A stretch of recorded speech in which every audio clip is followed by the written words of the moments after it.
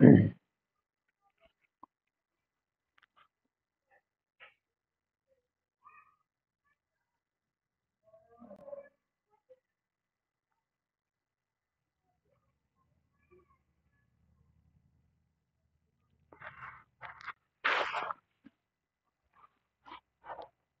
Students, कैसे हैं आप सभी। तो 67 डीपीएससी और सीडीपीओ को लेकर हम लोग एक सीरीज शुरू किए हैं।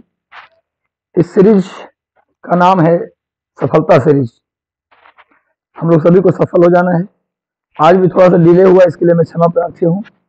एक्चुअली 4:30 तक आपका सीरीज शुरू कर दूंगा। हर दिन 4:30 पे आप लोग तैयार रहिएगा और आपकी सीरीज की शुरुआत हो जाएगी। और लगातार सेशन को शेयर कर दीजिए, लोग जुड़ जाइए आपस में और जल्दी जल्दी जुड़ करके प्रश्नों का उत्तर दीजिए आप लोग। ठीक है, जुड़ जाइए और प्रश्नों का उत्तर आप लोग लगातार दीजिए। आप लोग का कमेंट भी मैं देखता रहता हूँ। सभी को शुभकामनाएं, सभी को आशीर्वाद। इस बार हर हाल में मिशन एसडीएम चूंकि एसडीएम की सीट बहुत ज्यादा है, इस बार टॉप 100 में जो भी व्यक्ति आएगा सबको एसडीएम मिल जाएगा, सबको एसडीएम मिलेगा। इस बार मिशन एसडीएम को लेकर चलना है हम लोगों को। मिशन सीडीपीओ साइड में है, पहले एसडीएम। तो हम लोग सभी को सफल होना है। ये सफल तब होंगे, प्री एग्जाम कंफर्म आपका तब होगा। जय हिंद सबको, जय हिंद सबको, गुड इवनिंग। इधर मिशन एसडीएम, मिशन डीएसपी, ये दो पोस्ट को टारगेट करना है इस बार। मिशन एसडीएम और मिशन डीएसपी टारगेट करना है। और इस बार इससे नीचे कुछ नहीं, इतना मेहनत करना है कि इसके नीचे कुछ नहीं, बस चाहिए तो यही चाहिए और कुछ नहीं चाहिए। तो चलिए पहला प्रश्न को देखते हैं। सविनय अवज्ञा आंदोलन की असफलता के बाद गांधी जी ने किसको महत्व दिया? रचनात्मक कार्यक्रम को, हिंसा को सीमित उपयोग, अंग्रेज से समझौते, नकारात्मक कार्य, इनमें से कोई नहीं, एक से अधिक। After the failure of civil disobedience movement, whom did Gandhi gave importance to? Creative work, a creative program, limited use of violence, agreements with the British and negative action। Gandhi ji ने किस पर कार्य किया? इसका सही उत्तर होगा रचनात्मक कार्य। बिल्कुल सही उत्तर आप लोगों ने दिया है। आप जानते हैं कि सविनय अवज्ञा आंदोलन एक ऐसा आंदोलन है जो 2 बार प्रारंभ हुआ। गांधी जी के एकमात्र आंदोलन जो 2 बार प्रारंभ हुआ। एक बार 1930, 6 अप्रैल 1930 को शुरू हुआ और 5 मार्च 1931 को गांधी इरविन समझौते के बाद इसे बंद कर दिया गया। लेकिन दोबारा इसे 1933 में प्रारंभ किया गया और ये कब तक चला? 1934 तक चला। यानी ये आंदोलन 2 बार चला, 1930-31 और 33-34। 34 में दोबारा इसे बंद किया गया और उसके बाद गांधी जी चले गए रचनात्मक कार्य करने। रचनात्मक कार्य का मतलब होता है सामाजिक कार्य, सोशल वर्क, मतलब छुआछूत, भेदभाव, इन सबको गांधी जी ने दूर किया। क्लियर है? 1934 से 39 तक, 1934 से लेकर 1939 तक गांधी जी ने रचनात्मक कार्य किया, राजनीति से लगभग दूर हो गए। लेकिन दोबारा गांधी जी 1939 दिसंबर में फिर से सक्रिय राजनीति में आए और आप जानते हैं कि जब राजनीति में आए तो गांधी और सुभाष चंद्र बोस के बीच विवाद हुआ, जिसे त्रिपुरी संकट कहते हैं।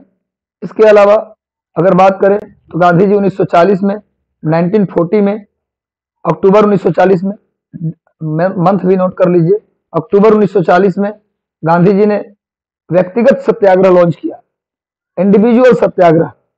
उसमें गांधी जी के पहले सत्याग्रही विनोबा भावे थे, विनोबा भावे। दूसरे सत्याग्रही पंडित जवाहरलाल नेहरू थे और तीसरे सत्याग्रही ब्रह्मदत्त थे। ये तीनों सत्याग्रही का नाम क्रम से आप याद कर लीजिएगा। नेक्स्ट आइए, अगला प्रश्न भी गांधी इरविन समझौते से। गांधी इरविन समझौता, आप जानते हैं कि इसे दिल्ली समझौता भी कहते हैं।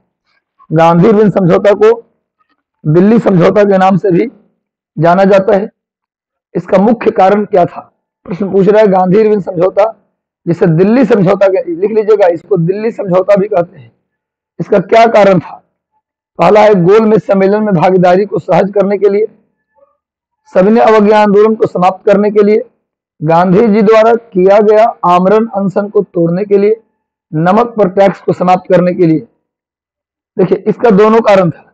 गोलमेज सम्मेलन में भागीदारी को सहज करने के लिए।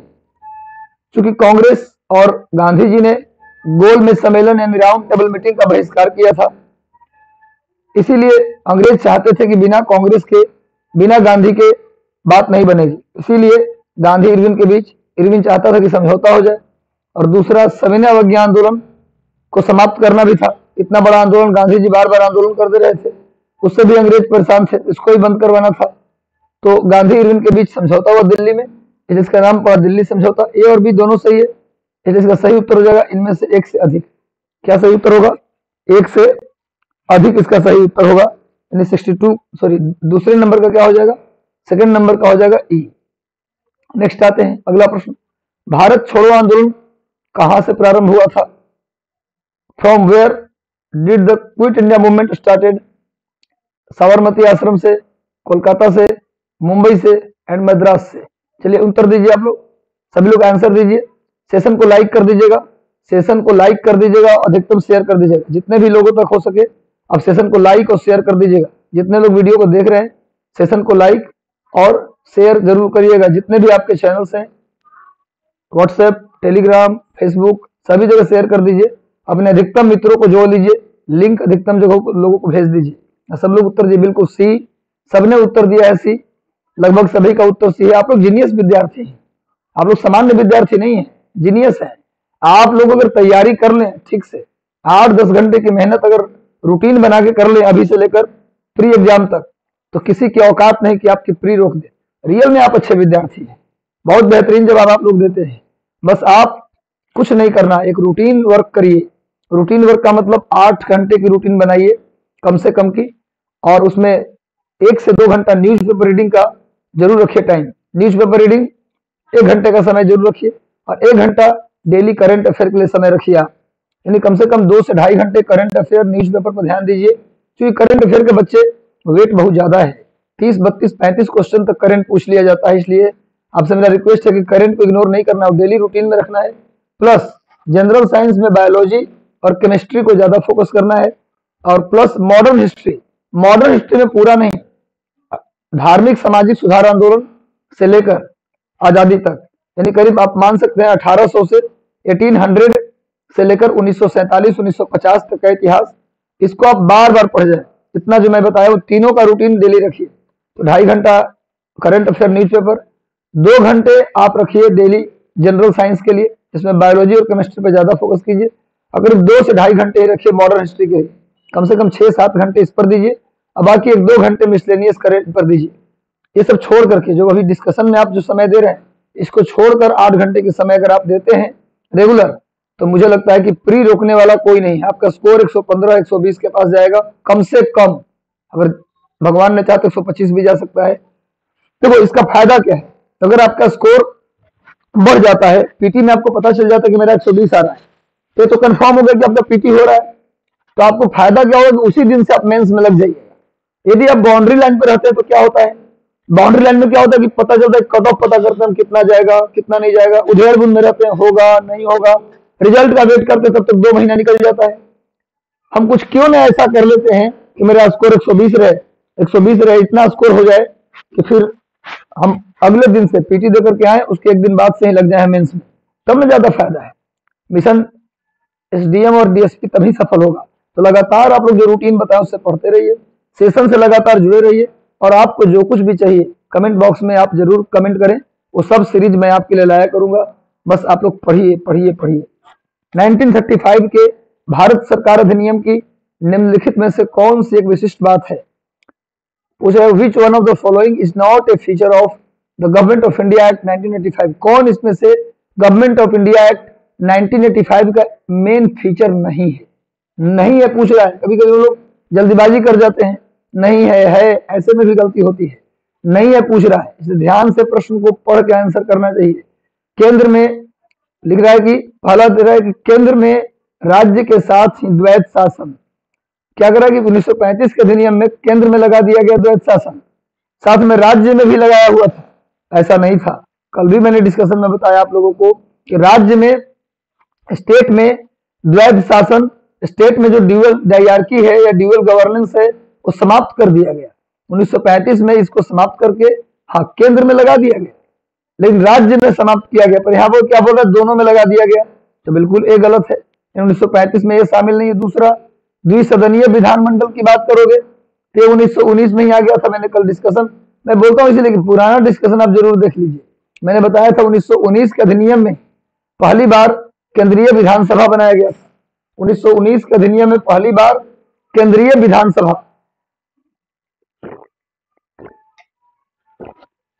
1919 के अधिनियम में केंद्रीय विधानसभा बनाया गया था।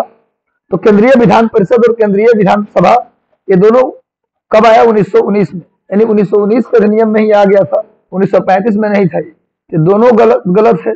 प्रांतीय स्वायत्ता है, बिल्कुल सही है। मैंने कहा था कि राज्य से द्वैत शासन हटाया गया, प्रांतों से द्वैत शासन हटाया गया, और द्वैत शासन हटने का मतलब ही होता है कि प्रांत क्या हो गए, स्वायत्त हो गए।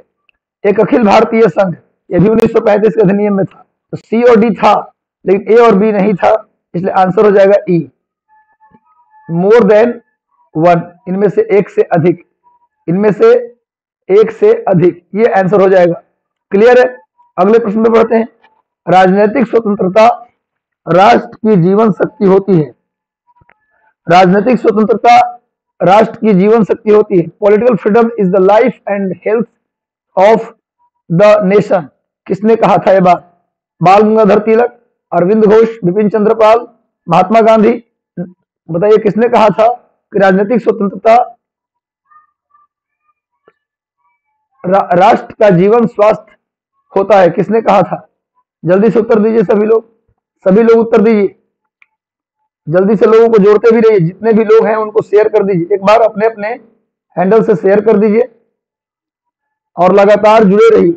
आपके लिए लगातार इस चैनल पे सेशन लाया जाएगा जब तक आपका एग्जाम नहीं हो जाता। 50 क्वेश्चन की सीरीज आपके लिए लाते रहेंगे हम, एक से एक बेहतरीन और अच्छे प्रश्नों का संग्रह लाया जाएगा। बस आप लगातार जुड़े रहिए। सेशन को लाइक जरूर कर दीजिएगा, लाइक कर दीजिए सेशन को, और शेयर भी कर दीजिए, मैक्सिमम लोगों को शेयर भी कर दीजिए। ठीक है, तो इसका सही उत्तर हो जाएगा B, B is the right answer. Arvind Ghosh, Arvind Ghosh ने कहा था political freedom is the life and health of nation. किसने कहा? अरविंद घोष। ये अरविंद घोष वही हैं जिन्होंने new lamp for old, new lamp for old नामक किताब लिखी थी। साथ में पांडिचेरी में इन्होंने ओरेविले आश्रम की स्थापना की थी, अरविंद घोष ने। बाकी बाल गंगाधर तिलक के विषय में आप जानते हैं, इन्हें लोकमान्य के नाम से जाना जाता है। बिपिन चंद्र पाल भी गरम दल से थे, महात्मा गांधी गरम दल से नहीं थे। बाकी ये तीनों नाम जो दिए गए किससे थे? गरम दल से थे। महात्मा गांधी नरम दली थे और ये सत्य और अहिंसा में विश्वास रखते थे। महात्मा गांधी के पुस्तक का नाम है हिंद स्वराज और माई एक्सपेरिमेंट विद ट्रूथ। इनकी 4 मैगजीन भी था, महात्मा गांधी की 4 पत्रिका भी थी। एक का नाम था इंडियन ओपिनियन, दूसरे का नाम यंग इंडिया, तीसरे का नाम नवजीवन और चौथे का नाम हरिजन था। ये 4 मैगजीन किसने निकाला? महात्मा गांधी। महात्मा गांधी ने अफ्रीका में 2 आश्रम बनाए, फिनिक्स आश्रम और टॉल्स्टॉय आश्रम। और महात्मा गांधी ने भारत में भी 2 आश्रम बनाए, वर्धा आश्रम और कौन सा आश्रम? साबरमती आश्रम। साबरमती आश्रम का पहले नाम था सत्याग्रह आश्रम, ये भी जान जाइए। तिलक की भी 2 किताबें थी, गीता रहस्य और आर्कटिक होम ऑफ वेदाज। इनकी भी 2 मैगजीन थी, केसरी और मराठा, मराठा अंग्रेजी में, केसरी मराठी में। क्लियर है। आगे आते हैं। देवबंद के उस विद्वान का नाम बताइए। देवबंद का ऐसा कौन सा विद्वान था जिसने स्वतंत्रता आंदोलन में महत्वपूर्ण भूमिका निभाया था? देवबंद का एक विद्वान था। देवबंद आंदोलन आपने सुना होगा नाम। देवबंद आंदोलन की स्थापना, देवबंद की स्थापना 1880 के दशक में किया गया था। देवबंद एक प्लेस भी है। अगर आप जाएंगे पश्चिमी उत्तर प्रदेश में तो सहारनपुर के पास एक जगह है देवबंद। देवबंद पश्चिमी उत्तर प्रदेश में, मतलब आप कह सकते हैं कि यूपी और उत्तराखंड के बॉर्डर पर, यूपी और उत्तराखंड के सीमा पर एक जगह है देवबंद। वहां 1880 के दशक में देवबंद एक संस्था बनाई गई थी और उसी के विद्वान थे। कौन विद्वान थे जिन्होंने भारतीय स्वतंत्रता में महत्वपूर्ण भूमिका निभाया था? अबुल कलाम आजाद, मोहम्मद अली जिन्ना, बदरुद्दीन तैयब जी, चिराग अली। जल्दी से उत्तर दीजिए आप लोग। इसका उत्तर आप लोग जल्दी प्लेस कीजिए, आपको भी समय दे रहा हूं उत्तर देने का।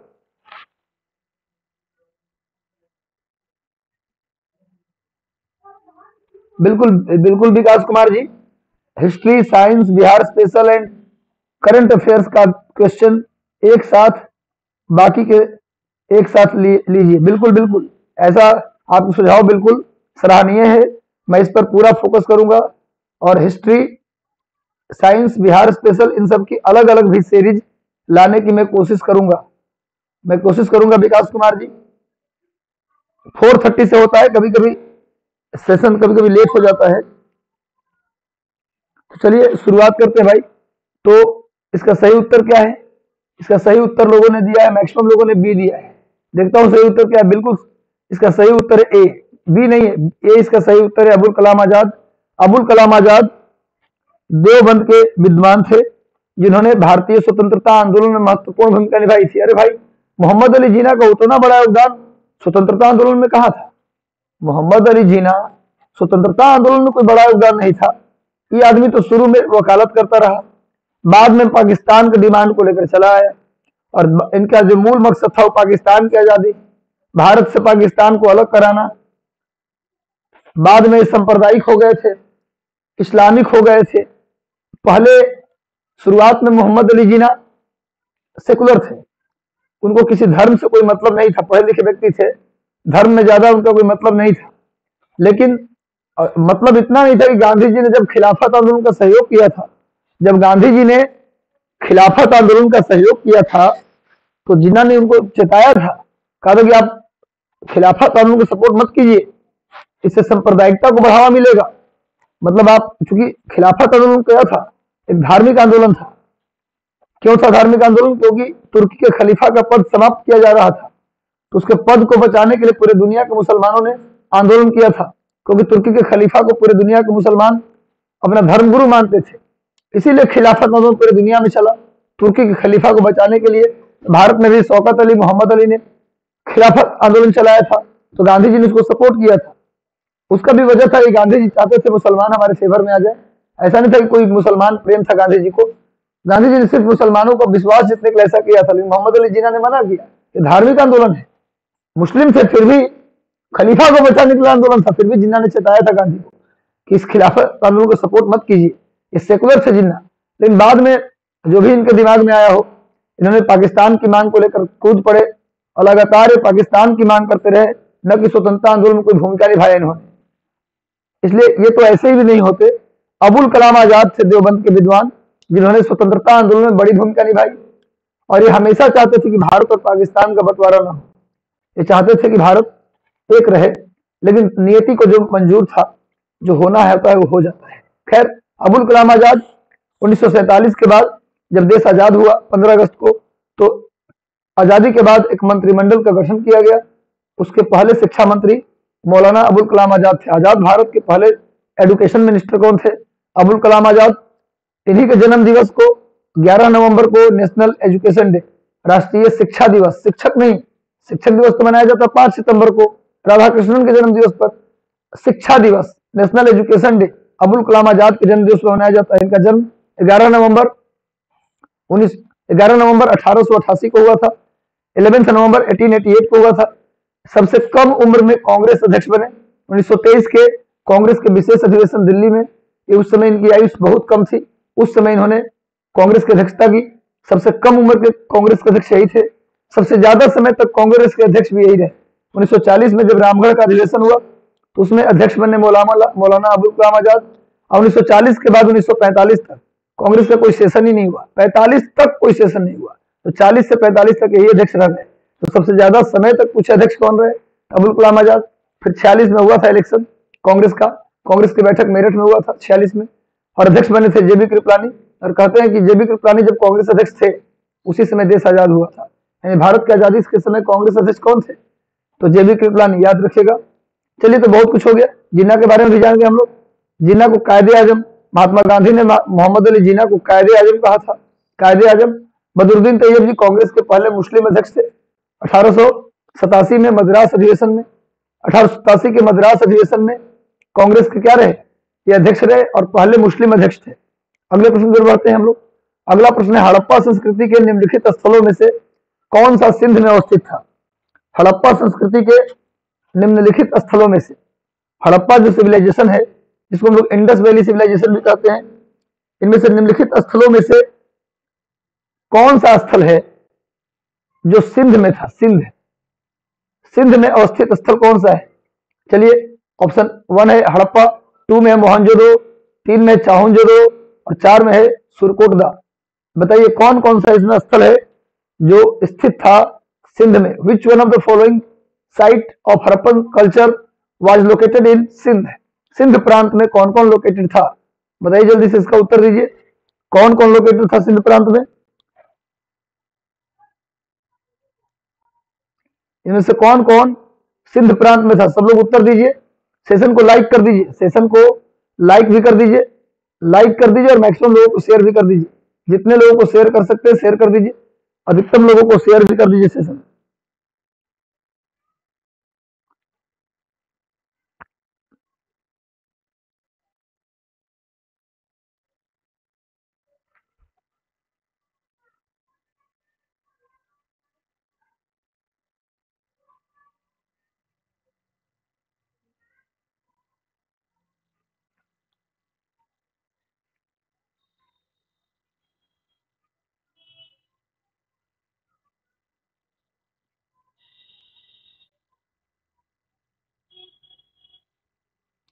जल्दी से सब लोग उत्तर प्लेस कीजिए, सभी लोग जल्दी से उत्तर दे दीजिए। इसका सही उत्तर क्या होगा? सभी इसका सही आंसर क्या होगा? जल्दी से सभी लोग इसका सही आंसर कर दीजिए। लगातार जुड़ जाइए, लगातार सेशन से जुड़ जाइए, अधिकतम लोगों को शेयर कर दीजिए।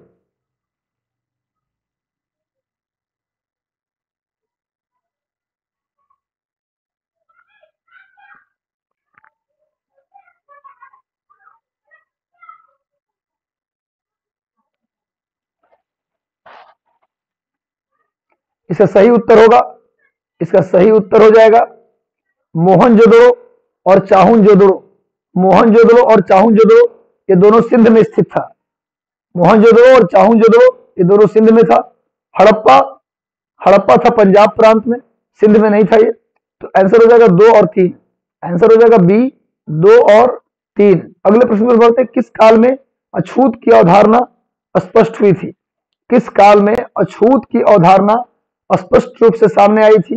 ऋग वैदिक काल में, उत्तर वैदिक काल में, उत्तर गुप्त काल में या धर्मशास्त्र के समय? किस काल में, किस समय में अछूत की अवधारणा खुल करके सामने आया था?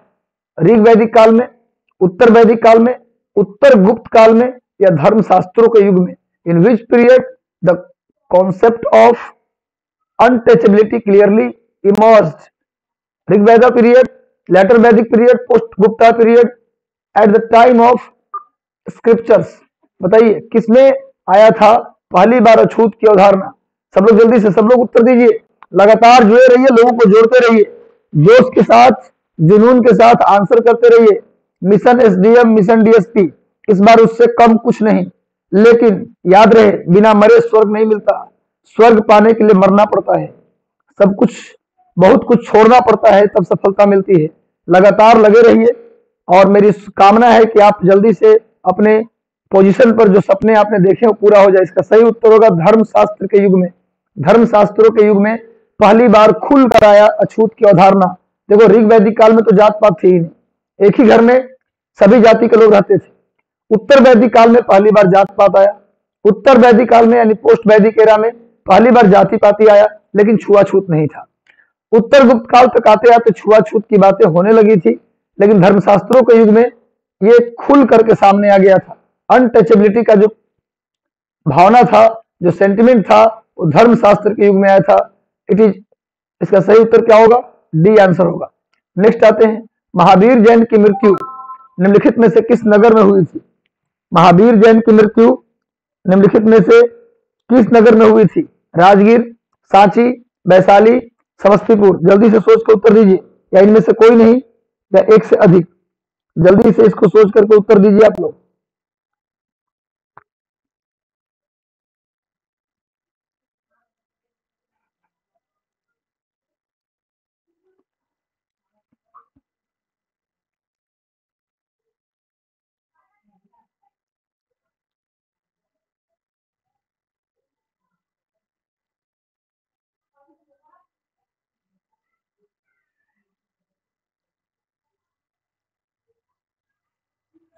जल्दी से उत्तर दीजिए।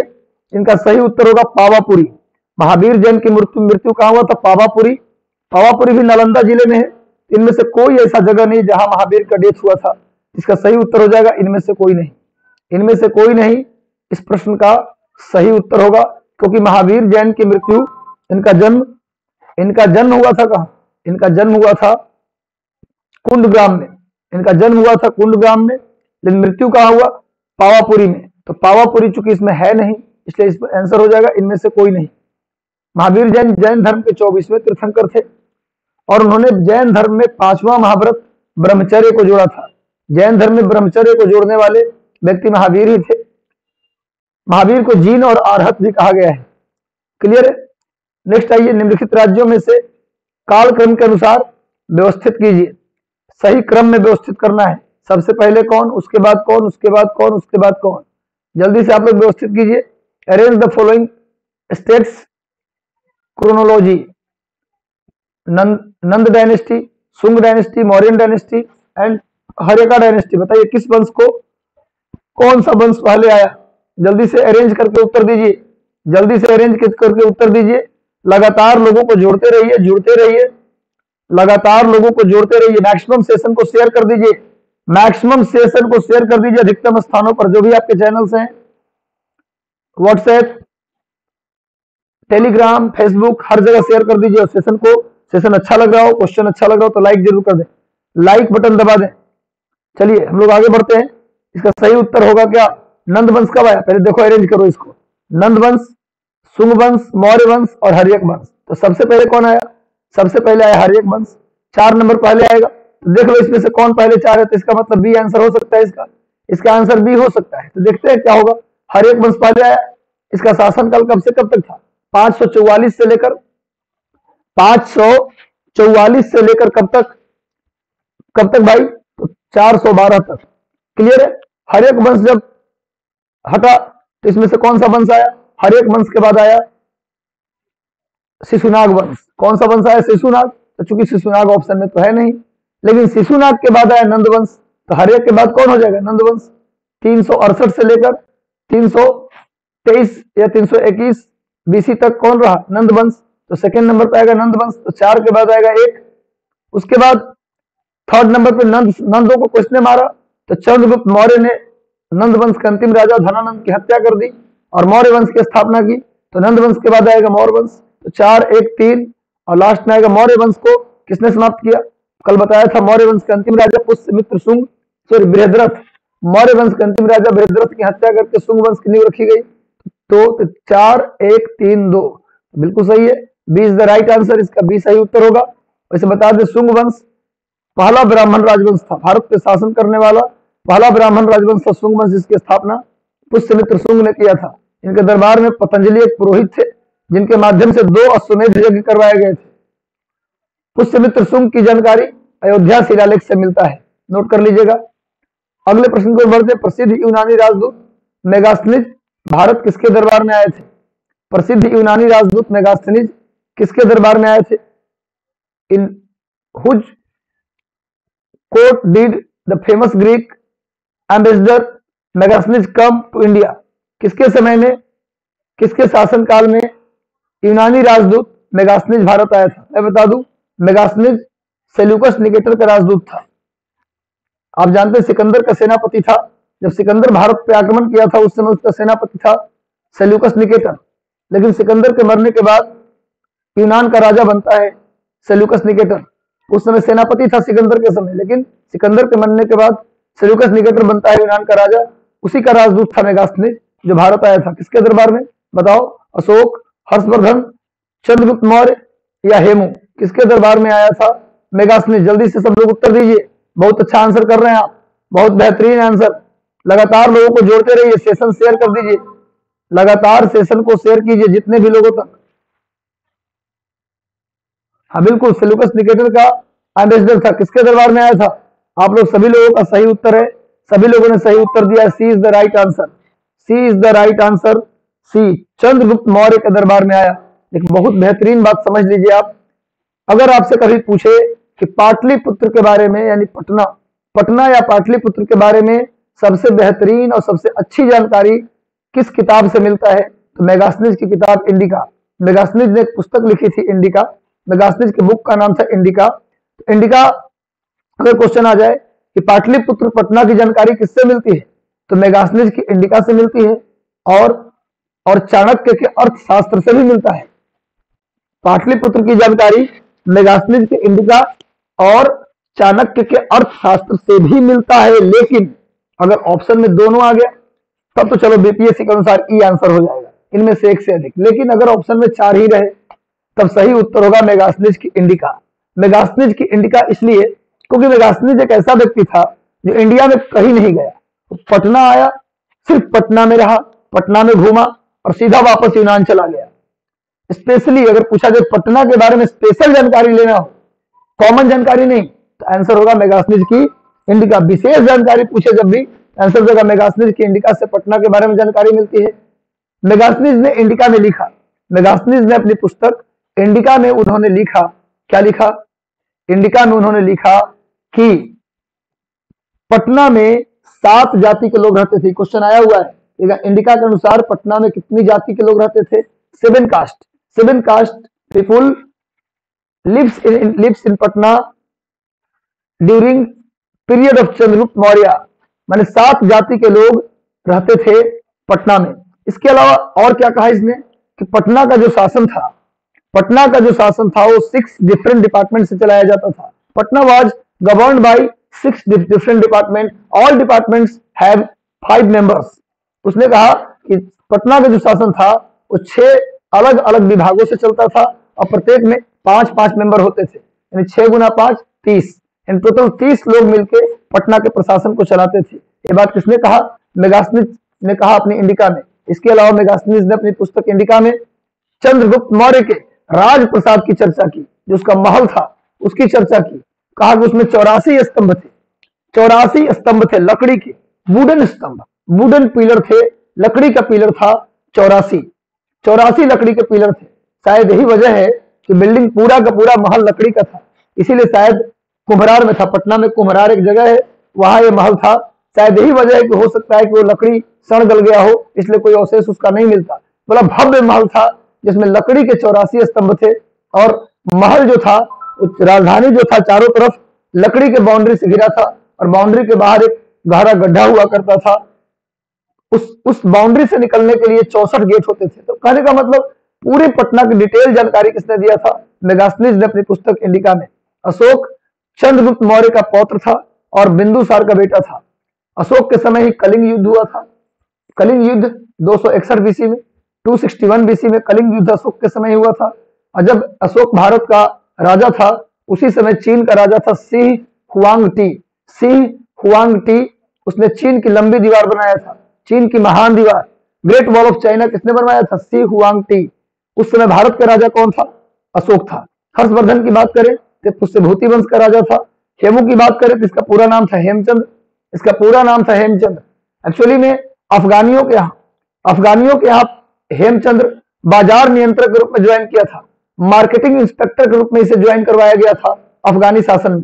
लेकिन अपने प्रभाव से इसने सबको प्रभावित किया और अफगान का शासन बन बैठा, और अफगान का शासक बन बैठा हेमचंद्र। कहते हैं कि इसने अकबर जब राजा बना 1556 में, जब अकबर हुमायूं के मरने के बाद राजा बनता है तो इसने अटैक कर दिया अकबर के ऊपर। उस समय अकबर का सेनापति था बैरम खां और हेमू के बीच, यानी अकबर और हेमू के बीच पानीपत की पहली लड़ाई, पानीपत की दूसरी लड़ाई 1556 में लड़ी गई थी। वैसे कहते हैं कि दिल्ली के गद्दी पर बैठने वाला, दिल्ली के सत्ता पर बैठने वाला अंतिम हिंदू सम्राट कौन था? हेमू। दिल्ली के सत्ता पर बैठने वाला अंतिम हिंदू कौन था? हेमचंद्र हेमू। चलिए बहुत कुछ जान गए हम लोग। अगले प्रश्न को बढ़ते हैं। प्रथम गुप्त शासक जिसने परम भागवत की उपाधि ली, प्रथम गुप्त शासक जिसने परम भागवत की उपाधि ली, किसने इसमें से परम भागवत की उपाधि ली थी? परम भागवत की उपाधि किसने ली? इसका सही उत्तर हो जाएगा समुद्रगुप्त। इसका सही उत्तर हो जाएगा समुद्रगुप्त ने पहली बार परम भागवत की उपाधि ली थी, लेकिन बाद में चंद्रगुप्त द्वितीय ने भी परम भागवत की उपाधि ली है। तो समुद्रगुप्त और चंद्रगुप्त द्वितीय दोनों आंसर होगा, यानी कि दोनों ने परम भागवत की उपाधि ली थी। इसका सही उत्तर हो जाएगा 1 से अधिक। क्या सही उत्तर होगा? 1 से अधिक। परम भागवत की उपाधि दोनों ने लिया था। समुद्रगुप्त को परांतक के नाम से भी जानते थे, इसे भारत का नेपोलियन भी कहा जाता था। इसे लिच्छवी दौहित्र भी कहा जाता था। इसकी मां लिच्छवी की थी। इसकी मां का नाम था कुमार देवी। चंद्रगुप्त प्रथम का पुत्र था ये। चंद्रगुप्त प्रथम का की पत्नी का नाम था कुमार देवी, और कुमार देवी लिच्छवी यही वैशाली की रहने वाली थी। चूंकि लिच्छवी के गर्भ से उत्पन्न हुआ था इसलिए नाम था इसका लिच्छवी दौहित्र, समुद्रगुप्त को कहते थे। इसके अलावा कहा जाता है कि इसने उत्तर भारत के 9 राज्य, दक्षिण भारत के 12 राज्य और मध्य भारत के 6 राज्यों को जीता था, इसीलिए इसको भारत का नेपोलियन भी कहा जाता है। समुद्रगुप्त के सिक्कों पर वीणा का चित्र मिला है। वीणा वीणा बजाते हुए चित्र मिला है समुद्रगुप्त के सिक्कों पर, वीणा बजाते हुए, इसलिए ऐसा माना जाता है कि समुद्रगुप्त शायद वीणा बजाता होगा। समुद्रगुप्त के बारे में, इसकी वीरता के बारे में प्रयाग प्रशस्ति अभिलेख से जानकारी मिलती है। प्रयाग इलाहाबाद में एक अभिलेख है जिसका नाम है प्रयाग प्रशस्ति अभिलेख, जो समुद्रगुप्त के मंत्री हरिसेन ने लिखवाया था। क्लियर है। चंद्रगुप्त द्वितीय गुप्त वंश के एकमात्र ऐसा शासक था जिसने शकों को पराजित किया था। शक वंश को पराजित करने वाला शासक कौन था? चंद्रगुप्त द्वितीय विक्रमादित्य। इसने परम भागवत और विक्रमादित्य की उपाधि ली थी। इसके दरबार में नवरत्न रहा करते थे। चंद्रगुप्त द्वितीय के विषय में जानकारी मेहरौली स्तंभ लेख से मिलता है। श्रीगुप्त गुप्त वंश का संस्थापक था और पहला राजा था। चलिए नेक्स्ट आते हैं। सम्राट हर्षवर्धन के समय 2 महान धार्मिक सम्मेलन का आयोजन किया गया। यह सम्मेलन कहां हुआ था? Where did emperor Harshvardhan organise 2 great religions conference? कहा गया था भाई? इन Kannauj and Prayag, in Prayag and Thaneshwar and Bellary, या बल्लभी और प्रयाग। बताइए कहां पर आयोजन किया गया था? सब लोग उत्तर दीजिए। जितने लोग जुड़े हैं सभी लोग आंसर कीजिए। सभी लोग आंसर कीजिए और मैक्सिमम लोगों को जोड़िए। अधिकतम लोगों तक शेयर कर दीजिए। अधिकतम लोगों को सेशन शेयर कर दीजिए। सेशन को जितना अधिक शेयर कर सकते हैं करिए। अधिकतम शेयर कीजिए। मैक्सिमम बात मैं कोशिश कर रहा हूं कि जो भी बेस्ट बातें हो, जो भी बेस्ट आपके लिए हो, वो डिस्कशन में लाया जाए। डिस्कशन में वो सारी बातें बताई जाएं जो आपके लिए उचित और जरूरी का हो। तो बस आप लोग लगातार जुड़े रहें। सेशन अच्छा लग रहा हो तो लाइक कर दें और मैक्सिमम लोगों को सेशन से जोड़ लें। अधिकतम लोगों को सेशन शेयर कर दें।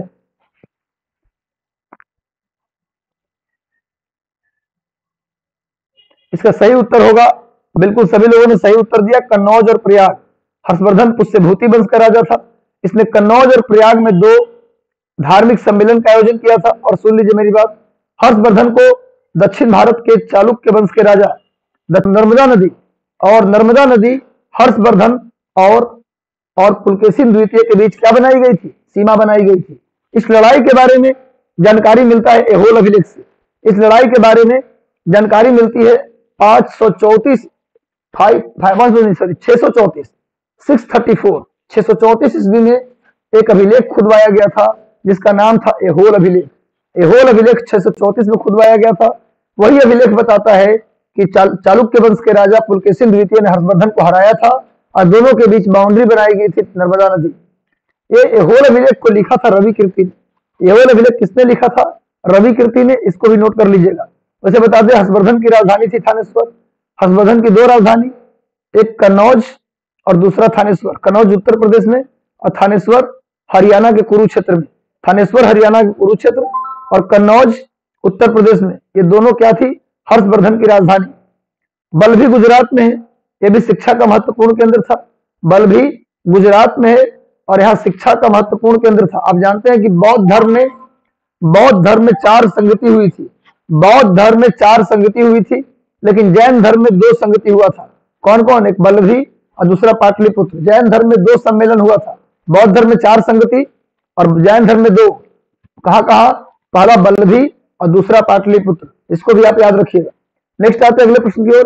प्राचीन भारत का निम्नलिखित में से कौन सा महत्वपूर्ण व्यापार केंद्र उस व्यापार मार्ग पर था जो कल्याण को बेंगी से जोड़ता था?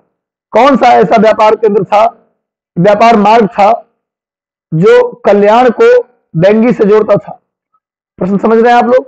विच one of the following important trade centre of ancient India was on the trade route connecting Kalyan to Bengi? Kalyan to Bengi को जोड़ने वाला जो रूट था, उस रूट पर इनमें से कौन सा ट्रेड सेंटर था? क्वेश्चन क्या है कि कल्याण टू बेंगी जो ट्रेड रूट था उस रूट पर कौन सा ट्रेड सेंटर इनमें से था? इसका सही उत्तर क्या होगा? जल्दी से उत्तर दीजिए आप लोग। इसका सही उत्तर क्या होगा? कौन सा इसमें ट्रेड सेंटर था जो कल्याण से बेंगी को जोड़ता था? जल्दी से उत्तर दीजिए, जल्दी से इसका आंसर कीजिए आप लोग। कल्याण से बेंगी को जोड़ता था, इनमें से कौन सा ट्रेड सेंटर था जो कल्याण से बेंगी को कनेक्ट करता था और उस रूट पर था वो सेंटर? जल्दी से उत्तर दीजिए आप लोग, सभी लोग उत्तर दीजिए, जितने लोग जुड़े हैं उत्तर दीजिए और मैक्सिमम सेशन को शेयर कर दीजिए। बेहतरीन से बेहतरीन प्रश्न आपके लिए मैं लाने जा रहा हूं आगे, और महत्वपूर्ण क्वेश्चन आपके लिए है।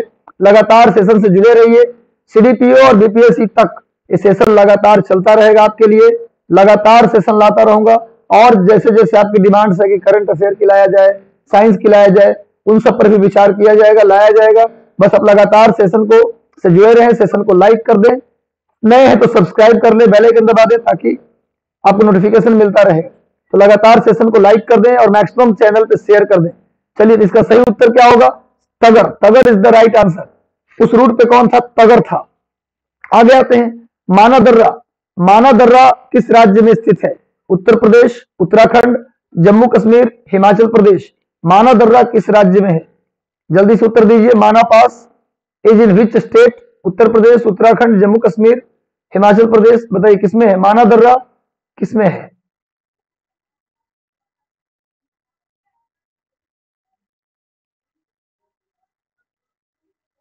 माना दर्रा किसमें है? जल्दी से सभी लोग उत्तर दीजिए। मैं हमेशा बोलता हूं कि आप काबिल है, आपके अंदर काबिलियत बहुत ज्यादा है, बस इस काबिलियत का इस्तेमाल करना है। बहुत बेहतरीन आंसर आप लोगों ने दिया है, Uttarakhand. Uttarakhand is the right answer. देखो, इसका एक ट्रिक नोट कर लो, माथा नीली, इसका एक ट्रिक है। उत्तराखंड में दर्रा, ग्रेटर हिमालय में, महान हिमालय में, उत्तराखंड में कौन सा दर्रा है? उसके लिए ट्रिक है, मा था नी ली। मां से माना, था से थागला, नी से नीति और ली से लिपुलेख। माना, थागला, नीति और लिपुलेख। माना, थागला, नीति और लिपुलेख, ये चारों के चारों दर्रा कहां है? उत्तराखंड में है। क्लियर है? उत्तराखंड में माना, नीति, माना, थागला, नीति और लिपुलेख। एक बात और लिख लीजिए, ये जो माना दर्रा है वो बद्रीनाथ के पास है। उत्तराखंड में भगवान विष्णु के लिए प्रसिद्ध एक धाम है बद्रीनाथ। माना दर्रा बद्रीनाथ के आसपास है, बद्रीनाथ के आसपास है माना दर्रा, याद रखिएगा। आप जानते हैं उत्तराखंड में 4 धाम है। उत्तराखंड के 4 धाम, बद्रीनाथ, केदारनाथ, गंगोत्री और यमुनोत्री, ये उत्तराखंड के 4 धाम है। उसी तरह भारत के भी 4 धाम है। 4 धाम है, चारों दिशाओं में 4 धाम। उत्तर में बद्रीनाथ, पश्चिम में द्वारका, गुजरात का द्वारका, पूरब में पुरी और दक्षिण में रामेश्वरम, ये भारत के 4 धाम है। और उत्तराखंड के 4 धाम गंगोत्री, यमुनोत्री, बद्रीनाथ और केदारनाथ। बद्रीनाथ भगवान विष्णु के लिए और केदारनाथ भगवान शिव जी के लिए। चलिए आगे बढ़ते हम लोग, अगला प्रश्न पे आते हैं हम लोग। चोराबाड़ी ग्लेशियर। चोराबाड़ी एक हिमनद है। ग्लेशियर समझते हैं आप लोग? ग्लेशियर का मतलब होता है बर्फ की नदी। जब पहाड़ों में बर्फ बड़ी मात्रा में फिसल फिसल के आगे बढ़ने लगे, आगे चलने लगे, प्रवाहित होने लगे, तो उसी को हम ग्लेशियर कहते हैं, हिमनद बोलते हैं। जब पहाड़ों में बर्फ जमा है, उसमें कोई मूवमेंट नहीं है, तब उसको बोलते हैं हम हिम टोपी, आइस कैप बोलते हैं उसको। लेकिन बर्फ टूट करके फिसल फिसल कर चलने लगा तो उसे ग्लेशियर कहा जाता है। क्वेश्चन पूछा है, चोराबाड़ी ग्लेशियर कहाँ स्थित है? Where is Chorabari glacier located? South of Kedarnath, west of Kedarnath, north of Kedarnath and east of Kedarnath. चलिए जल्दी से उत्तर दीजिए।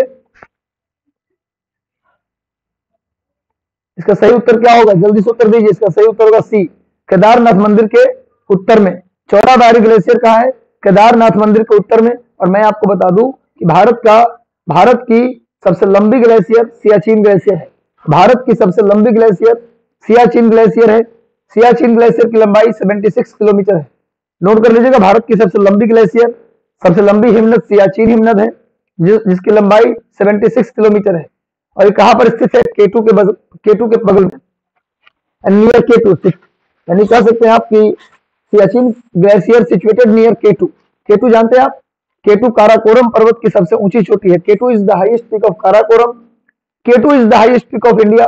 भारत की भी सबसे ऊंची चोटी पूछे तो केटू, भारत की सबसे ऊंची चोटी पूछे तो केटू। अगर आपसे पूछे भारत में सबसे ऊंची चोटी तो कंचनजंगा। भारत की पूछे तो केटू, भारत में सबसे ऊंची चोटी तो आंसर होगा कंचनजंगा। पर भारत की सबसे ऊंची चोटी पूछे तो केटू। केटू को गॉडविन ऑस्टिन के नाम से भी जाना जाता है। केटू को गॉडविन ऑस्टिन के नाम से जाना जाता है। इसकी ऊंचाई 8,611 मीटर है। केटू पूरे विश्व की दूसरी सबसे ऊंची चोटी है। पूरी दुनिया की सबसे ऊंची चोटी कौन है? Mount Everest. लेकिन केटू पूरे विश्व की दूसरी सेकंड हाईएस्ट पीक है केटू। क्लियर है? तो केटू के बगल में सियाचिन ग्लेशियर है, जो भारत की सबसे लंबी ग्लेशियर है, 76 किलोमीटर उसकी लंबाई है। अगला प्रश्न है, उत्तर भारत में उप हिमालय क्षेत्र। उप हिमालय क्षेत्र का मतलब, उप हिमालय क्षेत्र का मतलब मिडिल हिमालय, शिवालिक नहीं न ग्रेटर हिमालय। हिमालय के 3 श्रेणी है, हिमालय के 3 पैरेलल सीरीज है। कौन कौन? Greater Himalaya, middle Himalaya and Shivalik Himalaya. Question पूछ रहा है कि सबसे नॉर्थ में मिलेगा ग्रेटर हिमालय, उसके साउथ में मिडिल हिमालय, उसके बाद मिलेगा आपको शिवालिक। तो क्वेश्चन आ रहा है कि मिडिल हिमालय जो है, उप हिमालय जो है, उसके साथ फैले हुए समतल मैदान को क्या कहेंगे? What is the flat plain spread along the sub Himalayan region. Sub Himalayan को ही मिडिल हिमालयन रीजन भी कहा जाता है। मिडिल हिमालयन रीजन के साथ फैला हुआ मैदान क्या कहलाता है? Option A is Terai, B is Doon, C is Khadar and D is Bhabar. जल्दी से बताइए इसका सही उत्तर क्या होगा? इसका सही उत्तर आप लोग बताइए। बहुत मार्वेलस, बहुत बेहतरीन प्रश्न है। इसका उत्तर दीजिए, उत्तर दीजिए और लगातार सेशन को शेयर कर दीजिए। लगातार सेशन से कोई जाएगा नहीं, बेहतरीन सेशन है। लगातार सेशन के साथ जुड़े रहें, लगातार सेशन को लाइक कर दें, सेशन शेयर कर दें, ताकि अधिकतम लोगों तक सेशन पहुंच जाए। चलिए जल्दी से उत्तर दीजिए। और कोई अगर सुझाव हो आपके मन में कि सर हमारे लिए और ऐसा कर दे, वैसा कर दे, जो भी आप कहेंगे सब किया जाएगा। बस हम चाहते हैं कि कम से कम जो डीएसपी एसडीएम का पोस्ट है उसमें कम से कम, वैसे तो 100% हमारा हो, पर कम से कम 90% लोग हमारे एसडीएम डीएसपी हो। बस यही हमारी जो है कामना है ईश्वर से कि आप लोग, इसका सही उत्तर होगा बी, दून। आप जानते हैं कि मिडिल हिमालय से, थोड़ा समझ लो बात, मिडिल हिमालय से कई सारी छोटी छोटी नदियां निकलती हैं, एकदम छोटी छोटी, जो बंगाल के खाड़ी तक नहीं पहुंचती है। मिडिल हिमालय से निकलती है, उप हिमालय से निकलती है और शिवालिक में गायब हो जाती है। ये हिमालय से जो छोटी छोटी नदियां निकल रही है मिडिल हिमालय से, ये शिवालिक में ही गायब हो जाती है। मात्र 10, 20, 15, 20 किलोमीटर में खत्म हो जाती है। जब ये खत्म होती है नदियां, तो क्या होता है? ये मिट्टी का जमाव करती है। उसी मिट्टी के जमाव को उत्तराखंड के पश्चिम में दून कहते हैं, उत्तराखंड के पश्चिमी इलाके में दून कहते हैं, और उत्तराखंड के पूरब में इसी को द्वार कहा जाता है। आपने नाम सुना होगा देहरादून, कोटली दून, पाटली दून, द्वार में सुने होंगे हरिद्वार, कोट द्वार। जो मैदान का निर्माण होता है, इसी मैदान को उत्तराखंड के पश्चिम में दून कहते हैं और उत्तराखंड के पूरब में द्वार कहते हैं। क्लियर है? समझ में आ रहा है? और वो जो छोटी छोटी नदियां आ रही है जिसके द्वारा दून का निर्माण होता है, द्वार का निर्माण होता है, उन नदियों को चो नदी या चाओ नदी के नाम से जानते हैं। उन नदियों को चो नदी या चाओ नदी के नाम से जानते हैं। उन नदियों को चो और चो चाओ नदियों के द्वारा जो मैदान बनाया जाता है उसको उत्तराखंड के पश्चिम में दून और पूरब में द्वार। और मैं बता दूं कि पूरे उत्तराखंड में चावल की सबसे ज्यादा खेती दून और द्वार में ही होता है। और परिचय दे देता हूं, तराई क्या है भाई? तराई और भाबर क्या है? पहले भाबर समझ लीजिए। जो शिवालिक पर्वत है, उप हिमालय के बाद जो लास्ट पर्वत मिलेगा पैरेलल में, वो शिवालिक है। शिवालिक के बाद जिस मैदान का निर्माण होगा उसको बोलेंगे भाबर। शिवालिक अपने पैरों के साथ बड़े बड़े चट्टानों को जमा कर देती है, तो बड़े बड़े चट्टानों का जो इलाका उसे भाबर कहेंगे। उसके बाद छोटे छोटे पत्थरों का इलाका आता है, उसको तराई कहेंगे। और जहां पर हर साल बाढ़ आता है, वहां हर साल नई मिट्टी का विस्तार होता है, नई जलोढ़ मिट्टी, नई एलुवियल सॉइल आता है, उसे हम खादर कहते हैं। और पुरानी जलोढ़ मिट्टी को बांगर कहते हैं। ये चारों आपको ऑप्शन से याद होना चाहिए। नेक्स्ट आइए, हिमालय का पर्वत पदीय प्रदेश क्या कहलाता है? देखिए आ ही गया। हिमालय का जो पर्वत पदीय प्रदेश है वो क्या कहलाता है? ट्रांस हिमालय, शिवालिक हिमालय, अरावली, भारत का मैदान। आप इसको भारत का मैदान बोल सकते हैं, इसको आप भारत का मैदान बोल सकते हैं। हालांकि भारत के मैदान का ही 4 हिस्सा है। भारत के मैदान का कितना हिस्सा है? 4 हिस्सा है। पहले हिस्से का नाम है, जो पर्वत के जस्ट पास में बनता है, उसका नाम है भाबर। उसका नाम क्या है भैया? भाबर। उसका नाम है भाबर। दूसरा जो है उसका नाम है तराई। उसका नाम भैया क्या है? तराई। अभी देखा है आपने, क्रम से है ये। पर्वत के पास दम जाइएगा तो भाबर मिलेगा, उसके बाद क्या मिलेगा? तराई मिलेगा, उसके बाद मिलेगा आपको बांगर। पुरानी जलोढ़ मिट्टी बताया हूं, पुरानी जलोढ़ मिट्टी को क्या बोलते हैं हम लोग? पुरानी जलोढ़ मिट्टी को बोलते हैं हम लोग बांगर। बांगर, स्पेलिंग में गलती ना हो इसलिए लिख दे रहा हूं। और जो सबसे नई जलोढ़ मिट्टी है, जहां हर साल बाढ़ आता है, वह हर साल नई मिट्टी का विस्तार होता है, उसे बोलते हैं खादर। उसे क्या बोलते हैं हम लोग? खादर बोलते हैं, खादर बोलते हैं। क्लियर है? समझ में आ रहा है बात? तो ये चारों क्या है? ये चारों मैदान का भाग है। ये चारों किसका भाग है? मैदान का। इसलिए मैदान आंसर होगा, कोई दिक्कत नहीं है, आप कर सकते हैं। तो नोट कर लीजिएगा क्रम से। सबसे पहले भाबर बनेगा, क्रम से उत्तर से दक्षिण अगर देखा जाए, नदी के मार्ग में देखा जाए, तो सबसे बाद में कौन बनेगा? खादर। उसके पहले बनेगा बांगर, उसके पहले तराई, और सबसे पहले बनेगा भाबर। यानी पहाड़ के पास भाबर, उससे थोड़ा दूर तराई, उससे थोड़ा दूर बांगर, और उससे थोड़ा दूर खादर। पुरानी जलोढ़ मिट्टी को बांगर और नई जलोढ़ मिट्टी को खादर। चलिए अगले प्रश्न पर बढ़ते हैं हम लोग। नेक्स्ट प्रश्न है आपके स्क्रीन पर, ये रहा। निम्न में से कौन अवशिष्ट पर्वत का उदाहरण है? इनमें से कौन, which of the following is an example of residual mountain? जल्दी से इसका आंसर कीजिए। विच one of the following is example of residual mountain? इनमें से कौन अवशिष्ट पर्वत का उदाहरण है? लगातार लोगों को जोड़ते रहिए, लगातार सेशन से लोगों को जोड़ते रहिए, जुड़ते रहिए, लगातार लोगों से जोड़ते रहिए।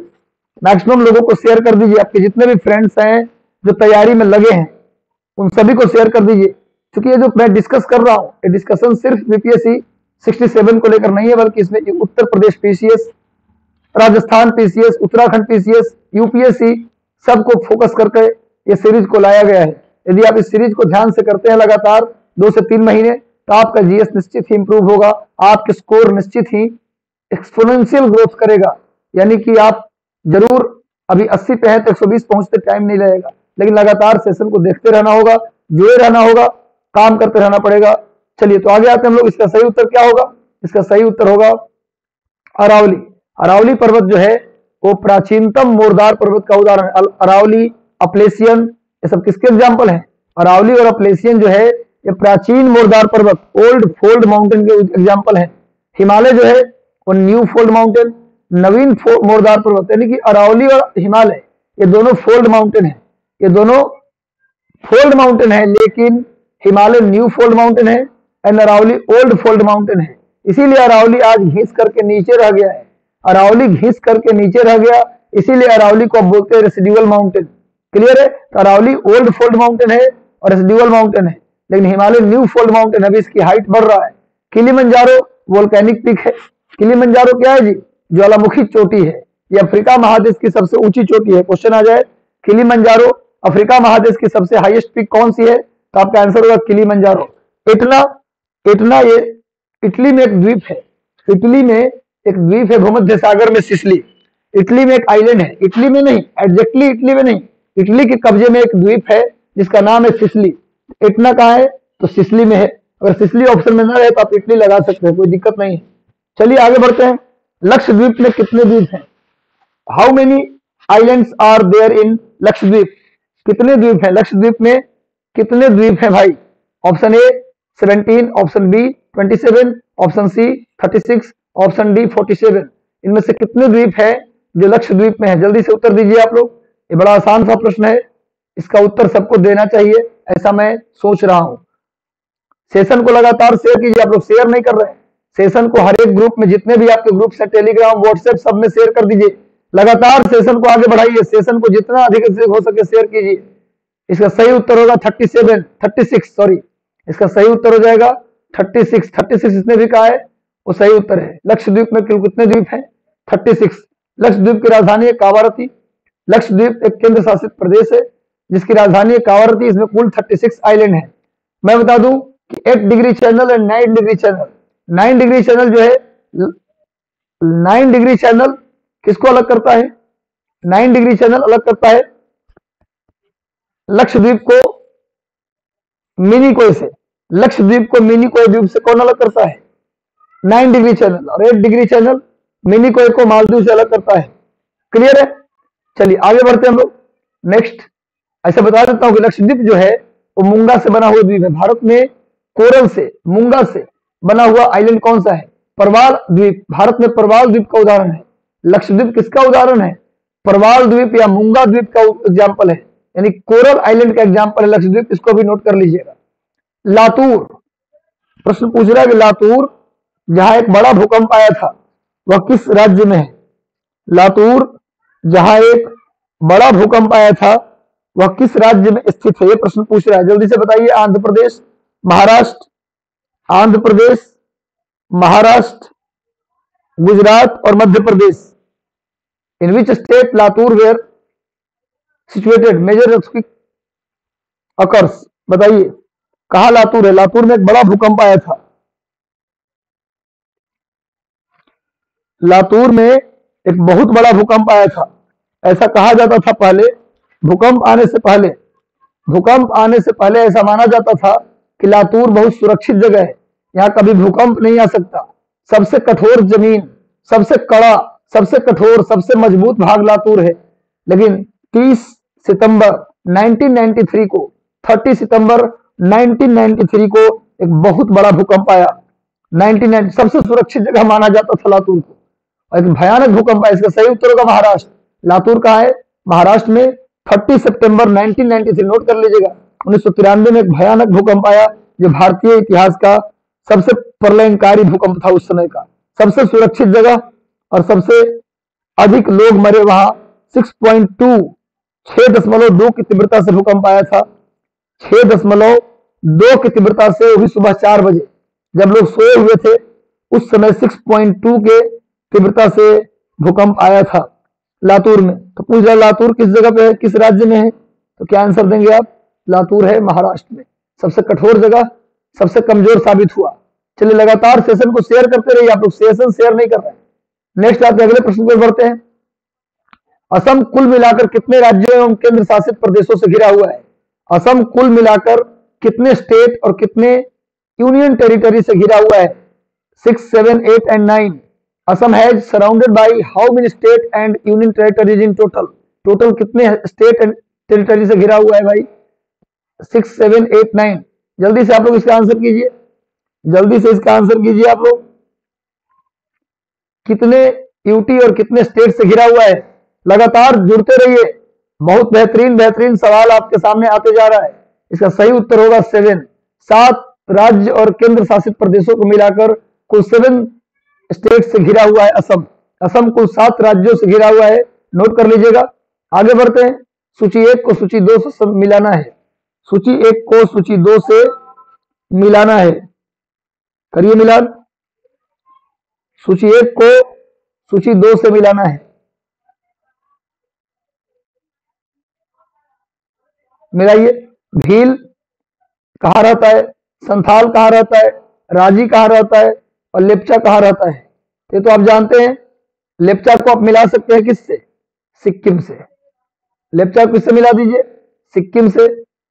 क्लियर है? भील को मिला दीजिए राजस्थान से। संथाल को मिला दीजिए झारखंड से। और राजी को मिला दीजिए उत्तराखंड से। राजी को किससे मिला दीजिएगा? उत्तराखंड से मिला दीजिए। तो चलिए क्या हो जाएगा सही उत्तर?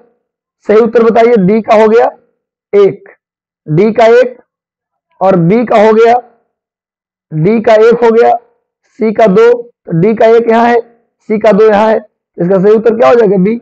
B is the right answer. Clear है? समझ में आ रहा है बात? बी क्या है? सही उत्तर हो जाएगा। चलिए इसका सही उत्तर हो जाएगा बी। नेक्स्ट आते हैं। निम्नलिखित नदियों में से सबसे अधिक रास्ता बदलने वाली नदी कौन सी है?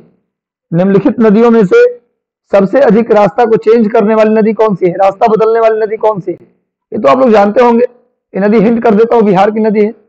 हालांकि सभी नदियां बिहार में बहती हैं, सभी नदियां बिहार में बहती हैं। इनमें से कौन सी नदी है? इनमें से कौन सी नदी है? सोन, गंडक, कोसी और गंगा।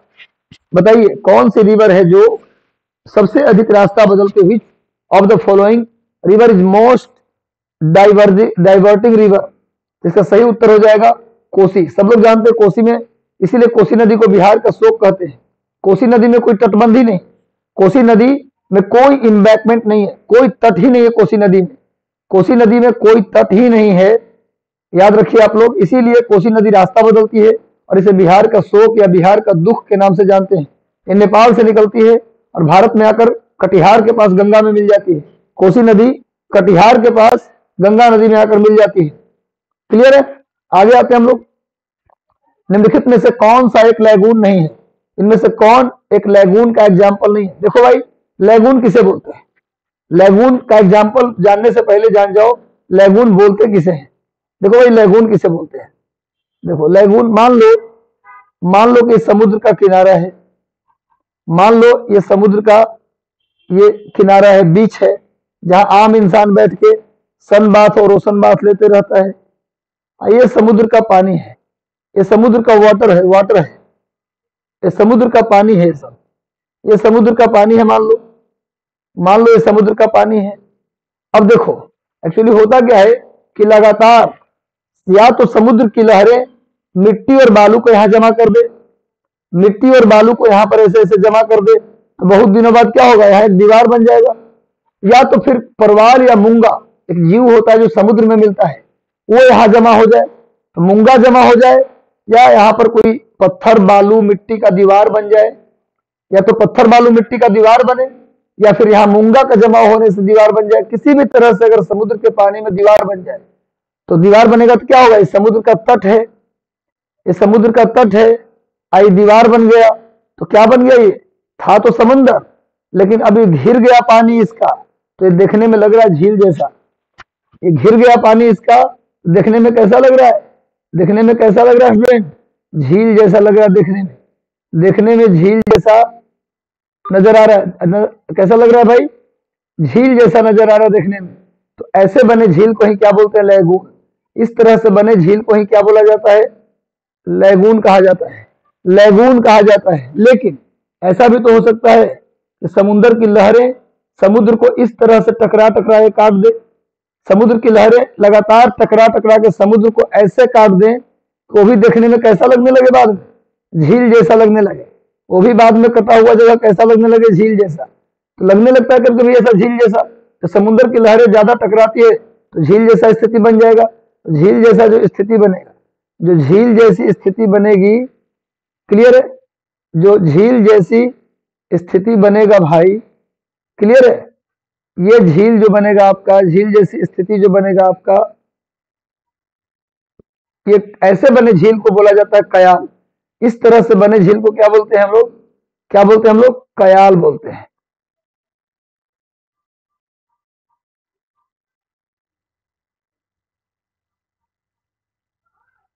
नोट कर लीजिएगा, ये दोनों फिगर ना हो तो बना लीजिए कॉपी में चित्र बना के नोट कर लीजिए। इस तरह से बने झील को बोलते हैं कयाल। उस तरह से जब मिट्टी का जमाव हो जाए, उससे पानी घिर जाए, तो ऐसे बने झील को लैगून। और यदि यदि समुद्र की लहरें काट कर झील बना दे तो कयाल उसको बोलते हैं, झील ही और उसे कयाल बोलते हैं। यानी समुद्र के किनारे दो तरह के झील मिलते हैं, एक लैगून और दूसरा कयाल। कयाल मुख्यतः केरल में मिलते हैं। केरल में जो भी झीलें मिलती हैं वो कयाल वाली झील है, वो कयाल वाली झील है, याद रखिएगा। और जो वैसे पूरे पश्चिमी तट पर, अरब सागर के तट पर ज्यादा क्या मिलेगा, कयाल। लेकिन अगर आप बंगाल की खाड़ी के तट पे आओगे तो ज्यादा क्या मिलेगा, लैगून। तो क्वेश्चन क्या पूछ रहे हैं, इनमें से कौन लैगून नहीं है? इस फोटो को आप नोट डाउन कर लीजिए, इसको बोलते हैं लैगून, इसको बोलते हैं कयाल। तो पूछ रहा है कि इनमें से कौन जो है,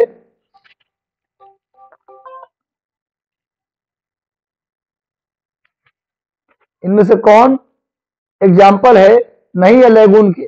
चलिए बताइए इसका सही उत्तर क्या होगा।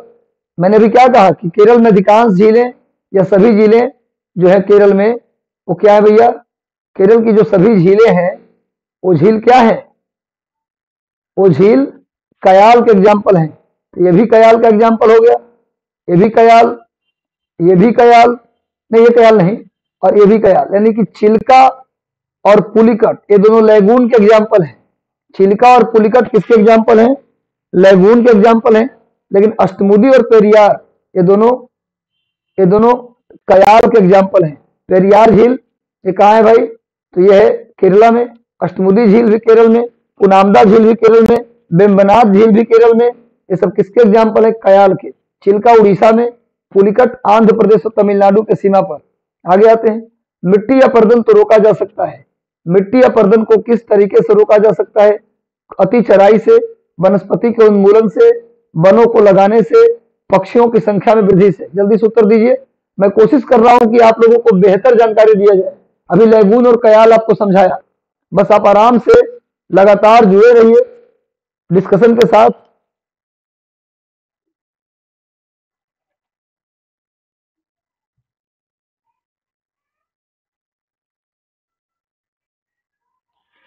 चलिए सब लोग जल्दी जल्दी उत्तर दे दीजिए, सब लोग जल्दी आंसर कीजिए, इसका आंसर जल्दी से कीजिए। किसके कारण मृदा अपरदन को, मिट्टी अपरदन को रोकने के लिए क्या किया जा सकता है? ये बताओ। अति चराई कराओगे भाई तो सब घास खत्म हो जाएगा, तो मिट्टी क्या हो जाएगी? भूमि नग्न हो जाएगी, तो आराम से कोई भी पानी का झटका आएगा तो उसको काट काट के ले जाएगा। तो अति चराई से मिट्टी कटेगा ना, कि मिट्टी बचेगा? ये कह रहा रोकने के लिए, अपरदन को, कटाव को रोकने के लिए क्या उपाय है? तो अति चराई तो बिल्कुल नहीं है। वनस्पति का उन्मूलन, पेड़ों को काट दीजिएगा और मिट्टी कटेगा। वनों को लगाने से, हाँ बिल्कुल, वन को अगर लगाइएगा तो मृदा अपरदन रुक जाएगा। तो सी इज द राइट आंसर, इसका आंसर सी होगा। पक्षी की संख्या में वृद्धि करने से थोड़ा ना मिट्टी का अपरदन से कोई संबंध है। पक्षी की संख्या कम हो जाए, बढ़ जाए, इससे मिट्टी का अपरदन से क्या लेना देना है? ये तो खैर रिलेवेंट कमेंट ऑप्शन है भी नहीं। आंसर सी हो जाएगा, वनों को लगाना बाय द फॉरेस्टेशन या bye planting of forest. Next आइए, पोंग बांध। अगला प्रश्न है, पोंग बांध किस नदी पर है? सतलज नदी पर, रावी नदी पर, सिंधु नदी पर या ब्यास नदी पर? On which river is the Pong dam situated? Pong dam इनमें से किस नदी पर है? सतलज, रावी, सिंधु एंड ब्यास।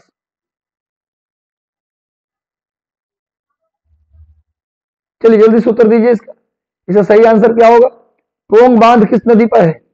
पोंग बांध किस नदी पर है? लगातार सेशन को शेयर कर दीजिए, सेशन को शेयर कर दीजिए लगातार।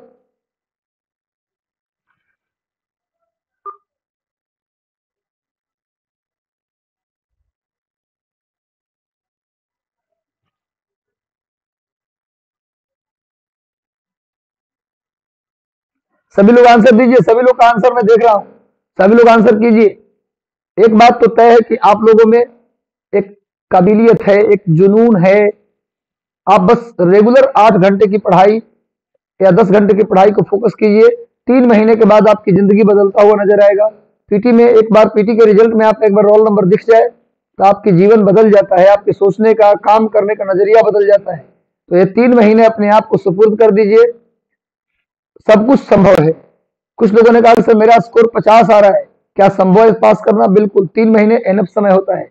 खमठोक ठेलता है जब नर, पर्वत के जाते पांव उखड़, मानो जब जोर लगाता है पत्थर पानी बन जाता है ना। तलब की राह में पाने से पहले खोना पड़ता है, बड़े सौदे नजर में हो तो छोटा होना पड़ता है।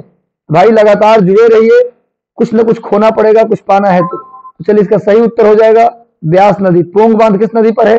ब्यास नदी पर है, नोट कर लीजिए। पोंग डैम ब्यास नदी पर। थीन डैम ये रावी नदी पर, थीन डैम रावी नदी पर। मंगला डैम और तुलबुल डैम ये झेलम नदी पर। बगलिहार डैम, सलाल डैम और दुलहस्ती डैम ये तीनों चिनाब नदी पर। इन सबको याद कर लीजिएगा। सिंधु वाटर ट्रीटी भारत और पाकिस्तान के बीच 1960 में साइन किया गया था, वर्ल्ड बैंक के मेडिएशन में। वर्ल्ड बैंक मेडिएटर था। इंडस वाटर ट्रीटी में भारत पाकिस्तान के बीच जो इंडस वाटर ट्रीटी हुआ था 1960 में हुआ था, सिंधु जल समझौता, इसमें मेडिएटर की भूमिका कौन निभाया था? World bank. वर्ल्ड बैंक जिसे हम लोग IBRD भी बोलते हैं, इसका हेडक्वार्टर वॉशिंगटन DC में है। चलिए नेक्स्ट आइए, पोंग बांध का है ब्यास नदी पर। आगे आते हैं, कौन सी चावल की एक किस्म नहीं है? इनमें से कौन सी एक किस्म चावल की किस्म नहीं है? जल्दी से उत्तर दीजिए, कौन सा इसमें से एक किस्म है जो चावल का किस्म नहीं है? हंसा, जया, ज्वाला और पद्मा, इनमें से कौन से चावल का एक प्रजाति नहीं है? चावल की प्रजाति इनमें से कौन नहीं है?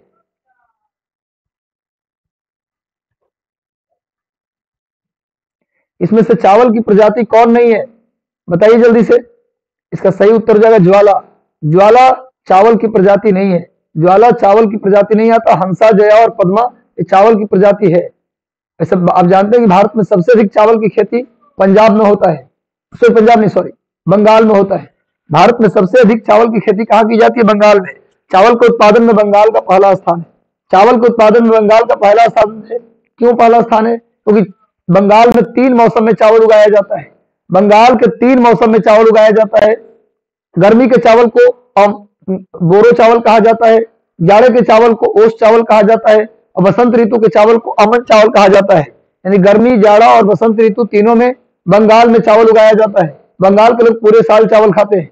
तो बंगाल में गर्मी के चावल को बोरो चावल, बंगाल में जाड़े के चावल को ओस चावल और बसंत ऋतु के चावल को अमन चावल। एक ट्रिक बताता हूं, जीवन में कभी नहीं भूलिएगा। देखिए, गर्मी में हमारे यहाँ बरसात कब होता है? गर्मी में। अब बरसात के मतलब पानी। अब पानी में क्या करते हैं? कुछ डुबाते हैं। डुबाने को बिहार में हम लोग कहते हैं बोरना। बोरना, बोर बोर के खाइए। तो गर्मी के चावल को क्या बोलेंगे? बोरो चावल। पानी, गर्मी में बरसात, बरसात मतलब पानी मतलब बोरो, तो गर्मी के चावल को बोलेंगे बोरो चावल। जाड़े में गिरता है ओस, ओस गिरता है तो जाड़े के चावल को ओस चावल। और सबसे बढ़िया मौसम होता है बसंत ऋतु, अमन चयन का मौसम होता है बसंत ऋतु, तो बसंत ऋतु के चावल को अमन चावल बोलेंगे। अब जीवन में कभी नहीं भूलिएगा। वैसे चावल का कटोरा आंध्र प्रदेश को कहते हैं, धान की दलिया छत्तीसगढ़ को कहा जाता है। नोट कर लीजिएगा आप लोग। आगे बढ़ते हैं। बिहार राज्य की न्यायिक अकादमी, बिहार राज्य की न्यायिक अकादमी संस्थान राज्य में किस स्थान पर है? बिहार राज्य का जो जुडिशियल एकेडमी है वो कहाँ है? दानापुर में है, भागलपुर में है, औरंगाबाद में है, या गाय घाट पटना में है? चलिए उत्तर दीजिए आप लोग। दानापुर, भागलपुर, औरंगाबाद, गाय घाट पटना, बताइए कहाँ है? ये बिहार स्पेशल क्वेश्चन हो गया। बिहार स्पेशल क्वेश्चन हो गया, कहाँ है बताइए? कहाँ है न्यायिक एकेडमी? अगर आप पटना गंगा किनारे गए होंगे, अगर कभी गंगा किनारे आपको जाने का, गांधी सेतु जाने का मौका मिला होगा पटना की तरफ से, तो गांधी सेतु के नीचे ही आप जाएंगे, अगम कुआं ब्रिज को क्रॉस करेंगे, तो क्रॉस करते ही ये जुडिशियल एकेडमी है, गाय घाट पटना। बिल्कुल सही उत्तर आप लोगों ने दिया, बिल्कुल सही उत्तर। लगातार लोगों को सेशन को शेयर कर दीजिए, सेशन को जितना अधिक से अधिक हो सकता है शेयर कीजिए, लगातार अधिकतम लोगों को जोड़िए। इसका सही उत्तर क्या हो जाएगा? गाय घाट पटना। आगे आते हैं। मिरातुल अहवाल, मिरातुल अहवाल इनमें से किसकी रचना है? एक बुक का नाम है मिरातुल अहवाल, ये किसकी रचना है? मिरातुल अहवाल किसकी रचना है? जल्दी से उत्तर दीजिए। मुल्ला बहबहानी, फखरुद्दीन शाह, शाहनवाज, मोहम्मद अफरोज। चलिए बताइए, हुज कंपोजिशन इज मिरातुल अहवाल? मुल्ला बहबहानी, फखरुद्दीन शाह, शाहनवाज एंड मोहम्मद अफरोज। बताइए किसका है भाई? जल्दी से उत्तर दीजिए। इसका सही उत्तर हो जाएगा A. A is the right answer, A is the right answer. इसका सही उत्तर हो जाएगा ए, मुल्ला बहबहानी। ठीक है, आगे बढ़ते हैं। बिहार में किसान सभा के गठन की औपचारिक घोषणा कब की गई? बिहार में किसान सभा के गठन की औपचारिक घोषणा कब की गई? When was the formal announcement of the formation of किसान सभा इन बिहार में? बताइए कब किया गया बिहार में?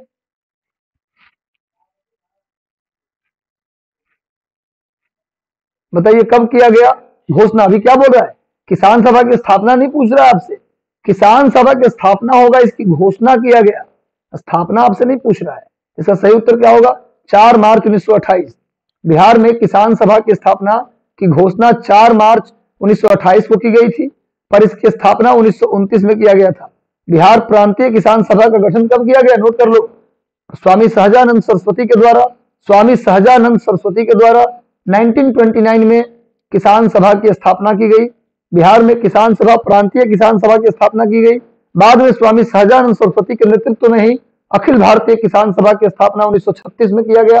ऑल इंडिया किसान सभा की स्थापना 1936 में किया गया। कहा किया गया? लखनऊ में किया गया। ये भी सहजानंद सरस्वती के द्वारा किया गया। अगर प्रांतीय किसान सभा बिहार पूछे तो 1929, ऑल इंडिया किसान सभा, अखिल भारतीय किसान सभा पूछे तो 1936 इसका आंसर होगा। समझ में आ रहा है बात? इसके अलावा अगर पूछा जाए बिहार में प्रमुख किसान नेता के नाम क्या था, बिहार के प्रसिद्ध किसान नेता कौन थे, तो क्या आंसर होगा? तो आंसर होगा स्वामी सहजानंद, विद्यानंद, कार्यानंद, पंडित यदुनंदन शर्मा, राहुल सांस्कृत्यायन, श्री कृष्ण सिंह, शाह मोहम्मद जुबैर। वैसे किसान आंदोलन से राजेंद्र प्रसाद भी जुड़े हुए थे। ये सब बिहार के किसान नेता थे। अगर उत्तर प्रदेश पीसीएस का एग्जाम आपको देना है तो उत्तर प्रदेश के किसान नेता का नाम याद कर लीजिए। मदारी पासी, मदारी पासी, इंद्र नारायण द्विवेदी, मदारी पासी, इंद्र नारायण द्विवेदी, पंडित जवाहरलाल नेहरू, मदन मोहन मालवीय, ये सब किसान आंदोलन से जुड़े हुए थे। बिहार में पहला किसान आंदोलन 1923 में दरभंगा महाराज के खिलाफ किया गया था। बिहार का पहला किसान मूवमेंट 1923 में दरभंगा महाराज के खिलाफ श्री कृष्ण सिंह ने किया था। क्लियर है? श्री कृष्ण सिंह और शाह मोहम्मद जुबैर ने किया था। लेकिन उत्तर प्रदेश किसान सभा का गठन 1918 में किया गया और उत्तर प्रदेश में जो पहला किसान आंदोलन हुआ था उसका नाम था एक्का आंदोलन। अवध में, अवध क्षेत्र में एक आंदोलन हुआ था, एक्का आंदोलन। एक्का आंदोलन ये इसी से जुड़े हुए थे मदारी पासी। ये पहला उत्तर प्रदेश का पहला किसान आंदोलन था। क्लियर है, समझ में आ रहा है। हालांकि अब किसान आंदोलन की बात करेंगे तो बहुत पहले 1860 में 1860 में बंगाल में नील विद्रोह हुआ था। 1860 में बंगाल में उस समय पचकठिया पत्ती था, यानी कि 20 कट्ठा में 5 कट्ठा में नील की खेती करनी होती थी। उसके खिलाफ लोगों ने अंग्रेजों के खिलाफ बिगुल फूंक दिया 1860 में, जिसको नील विद्रोह कहते हैं। उसी विद्रोह के समय दीनबंधु मित्र ने नील दर्पण नामक पुस्तक लिखी थी। क्लियर है, ये सब नाम आप याद रखिएगा। बिहार के किसान नेता, यूपी के किसान नेता, यूपी के एग्जाम देंगे तो मिलेगा। हमारी कोशिश है कि कम से कम उत्तर प्रदेश और बिहार, इसमें जितनी भी परीक्षाएं होने वाली हैं, चाहे लेखपाल का एग्जाम हो या कोई भी एग्जाम आपका हो, सब कवर हो जाए, कहीं भी कोई दिक्कत ना हो, सभी परीक्षाएं क्लियर हो। हमारा जो जीके का जो स्टैंडर्ड है वो टफ लेवल का है, लेकिन डिस्कशन में हम सब कुछ शामिल कर दे रहे हैं। क्वेश्चन लेवल पीसीएस स्टैंडर्ड का है, लेकिन डिस्कशन में हम कोशिश कर रहे हैं कि सब कुछ बता दिया जाए। अगर किसी भी स्टैंडर्ड का एग्जाम देते हो तो आपको कोई प्रॉब्लम क्रिएट ना हो। क्लियर है, तो आप कहीं भी एग्जाम दे सकते हैं। लगातार सेशन से जुड़े रहे, सेशन को शेयर करते रहे।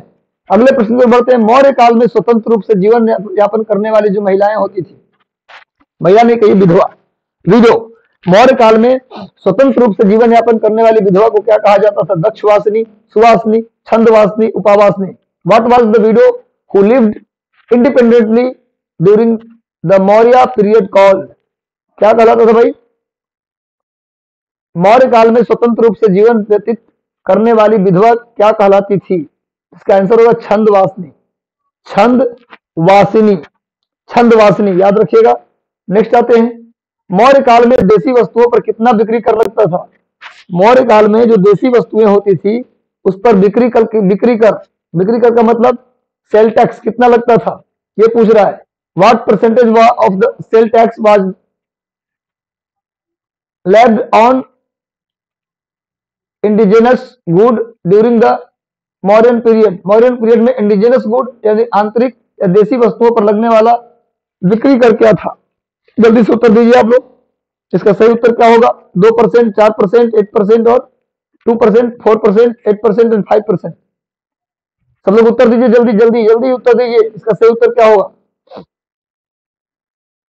लगातार सेशन से लोगों को जोड़ते रहिए, सेशन से जुड़े रहिए, सेशन पर बने रहिए। 50 क्वेश्चन जब तक, देखो यही आपका पेशेंस का पता चलेगा कि आप कितने पेशेंस में हैं, कितना धैर्य के साथ सेशन को सुन रहे हैं, देख रहे हैं। लगातार 50 क्वेश्चन कंप्लीट नहीं होगा तब तक हिलना नहीं है, जाना नहीं है। बस मिशन डीएसपी, मिशन एसडीएम, बस 7 दीजिए अपने कमरे में लिखकर। इस बार नहीं तो कभी नहीं, बिना मरे स्वर्ग नहीं मिलता। इसका सही उत्तर हो जाएगा बी, 4%। 4% जो है ये लगता था बिक्री कर।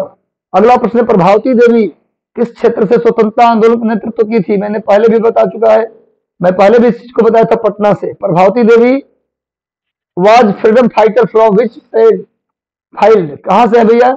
इसका सही उत्तर होगा पटना से। पर प्रभावती देवी रहने वाली थी पश्चिमी चंपारण के, तो पटना से क्रांतिकारी आंदोलन भाग ली थी।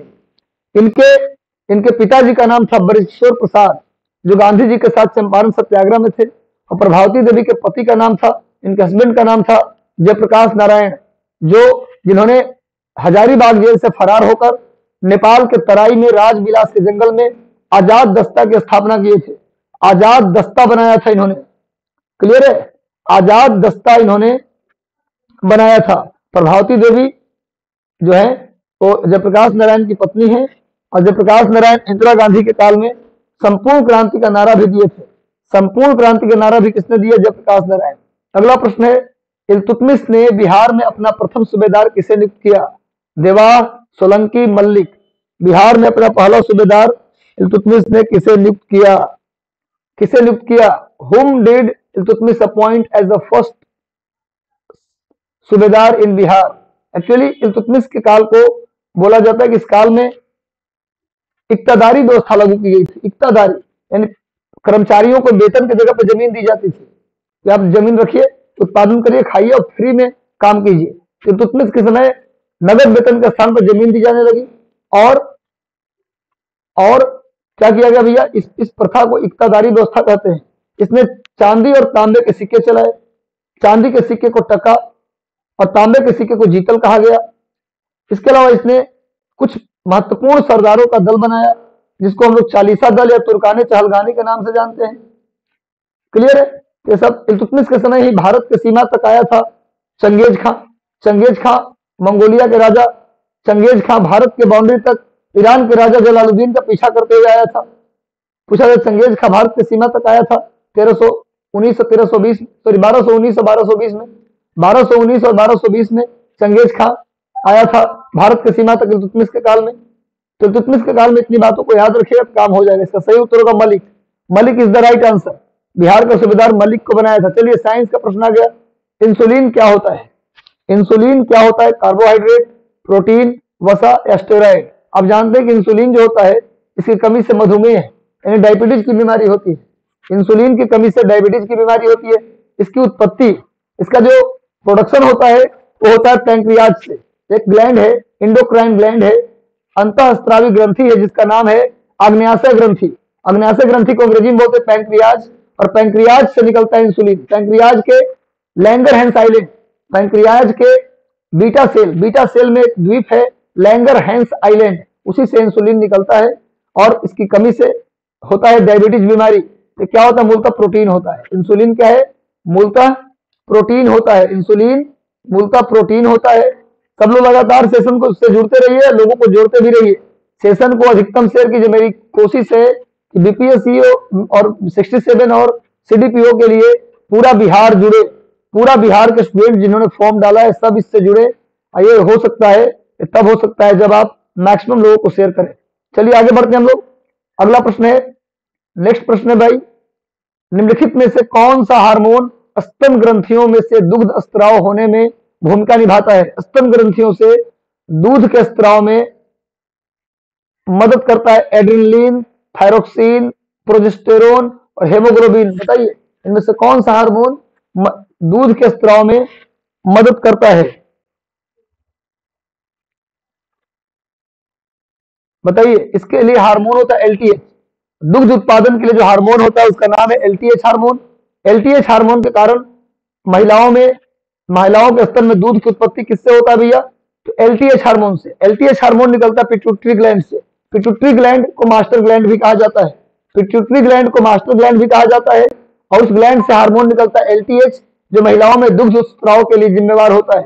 वैसे मैं बता दूं, पिट्यूटरी ग्लैंड से एसटीएच, टीएसएच, एडीएच, एलटीएच, जीटीएच ये सारे हार्मोन्स निकलते हैं। पिट्यूटरी ग्लैंड से ही सारे हार्मोन निकलते हैं।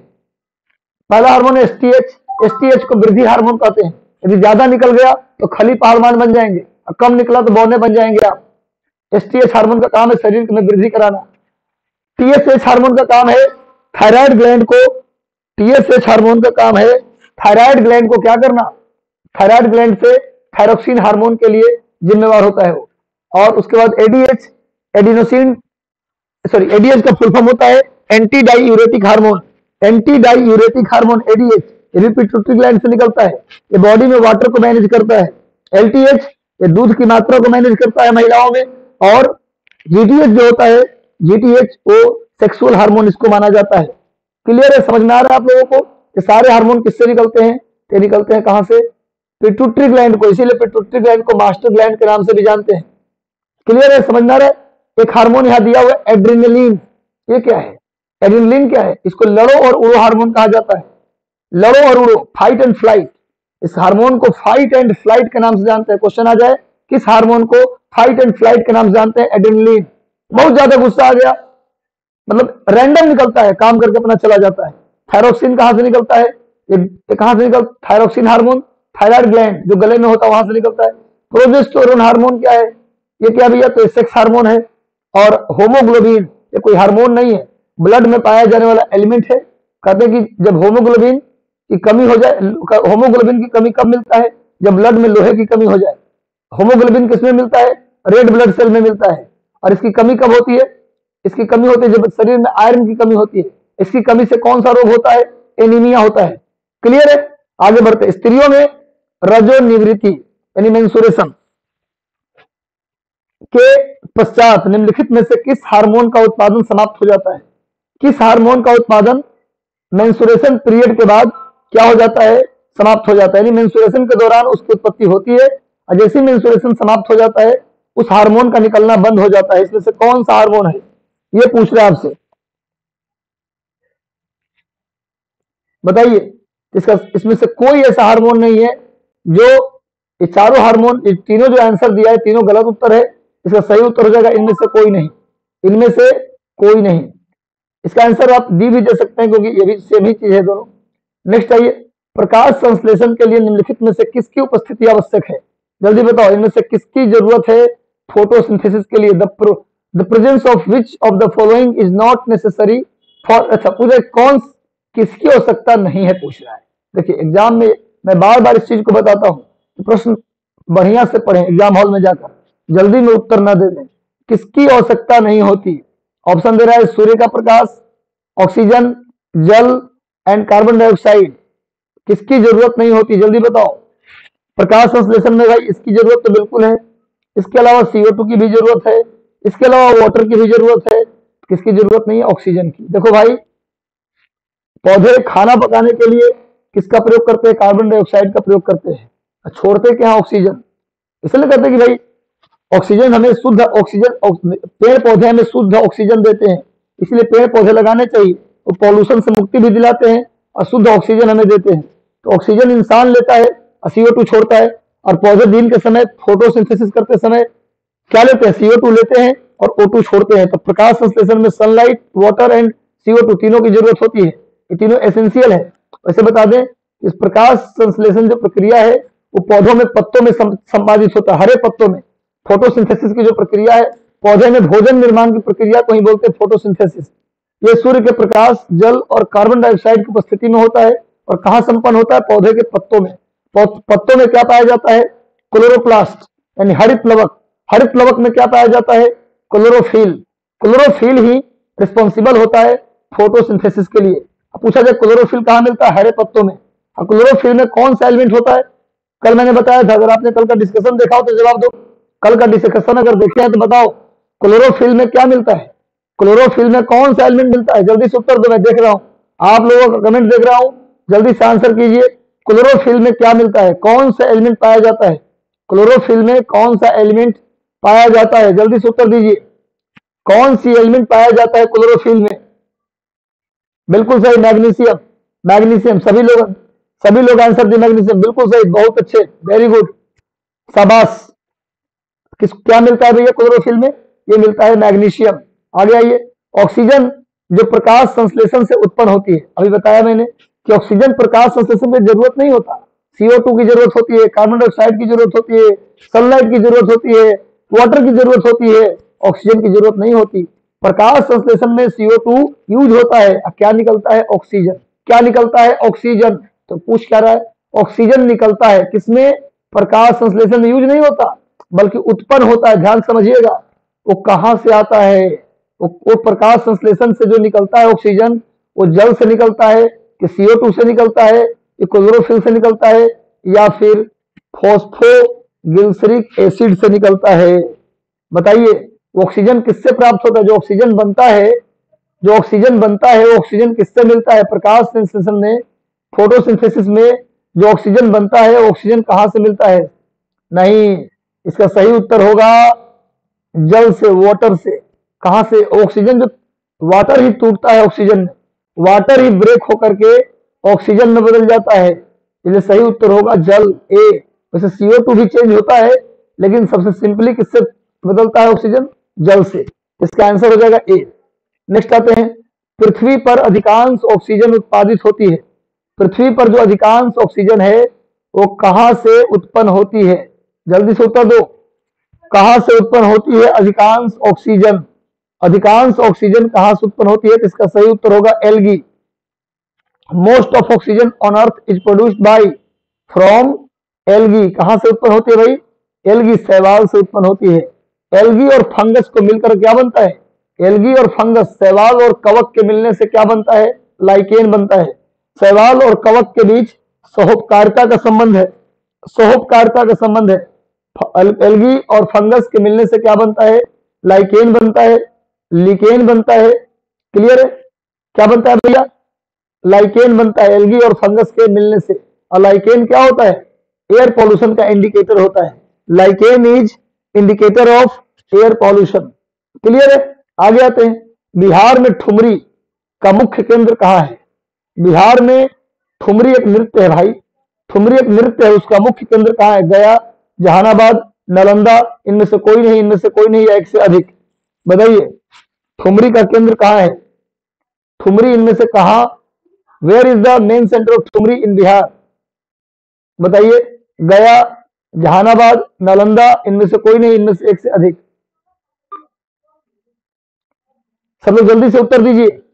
सेशन को अधिकांशतः शेयर कर दीजिए, मैक्सिमम लोगों तक सेशन शेयर कर दीजिए, सेशन को शेयर कर दीजिए। सेशन को अभी तक लाइक नहीं किया तो लाइक कर लीजिए, जैसे अगर सेशन अच्छा लग रहा हो तो सेशन को लाइक कर दें और एकदम शेयर कर दें, लिंक को मैक्सिमम ग्रुप्स में शेयर कर दें। यदि आपका कोई सुझाव हो, यदि आपका कोई सुझाव हो हमारे लिए कि हमारे लिए सर ये कर दीजिए, वो कर दीजिए, जो भी करना होगा मैं करूंगा आपके लिए, लेकिन आपको हर हाल में सफल बनाना ही हमारा उद्देश्य है। इसका सही उत्तर होगा ए, गया। ठुमरी का प्रमुख केंद्र कहाँ है भाई? तो गया में है। बिहार में सबसे अधिक तापमान और सबसे कम तापमान कहाँ है? बिहार के सबसे अधिक तापमान और सबसे कम तापमान भी कहाँ मिलता है? गया में। बिहार में सबसे अधिक वर्षा किशनगंज में और सबसे कम वर्षा औरंगाबाद में। नोट कर लीजिए, बिहार में सबसे अधिक वर्षा किशनगंज, सबसे कम वर्षा औरंगाबाद। बिहार में सबसे ज्यादा तापमान, सबसे कम तापमान दोनों गया में। बिहार में एकमात्र टाइगर रिजर्व है वाल्मीकि नगर टाइगर रिजर्व, लेकिन कैमूर को भी, अब कैमूर को भी टाइगर रिजर्व बनाने की बात चल रही है, तो कैमूर टाइगर रिजर्व भी बनेगा, लेकिन अभी वर्तमान में वाल्मीकि नगर टाइगर रिजर्व ही बिहार में एकमात्र टाइगर रिजर्व है। अगले प्रश्न पे आइए। बिहार में प्रथम निर्दलीय मुख्यमंत्री कौन थे? महामाया प्रसाद सिन्हा, श्री कृष्ण सिंह, लालू प्रसाद, जीतन राम मांझी, इनमें से कोई नहीं, एक से अधिक? बिहार में पहले निर्दलीय मुख्यमंत्री कौन थे? जल्दी से उत्तर दीजिए। बिहार के पहले निर्दलीय मुख्यमंत्री कौन थे?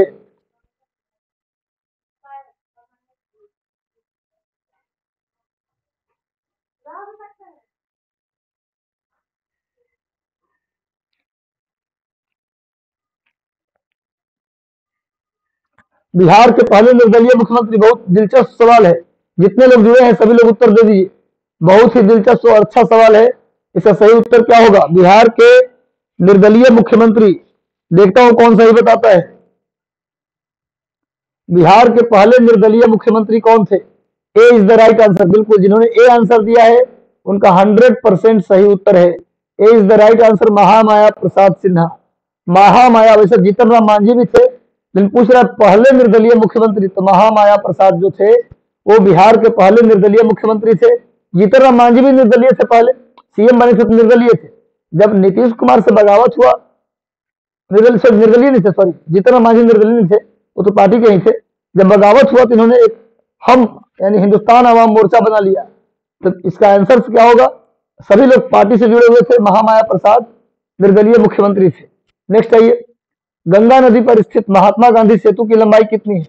देखो गेस करो, महात्मा गांधी सेतु की कितनी लंबाई है? 2.4245 किलोमीटर, 4.575 किलोमीटर, 2.663 किलोमीटर, 5.575 किलोमीटर।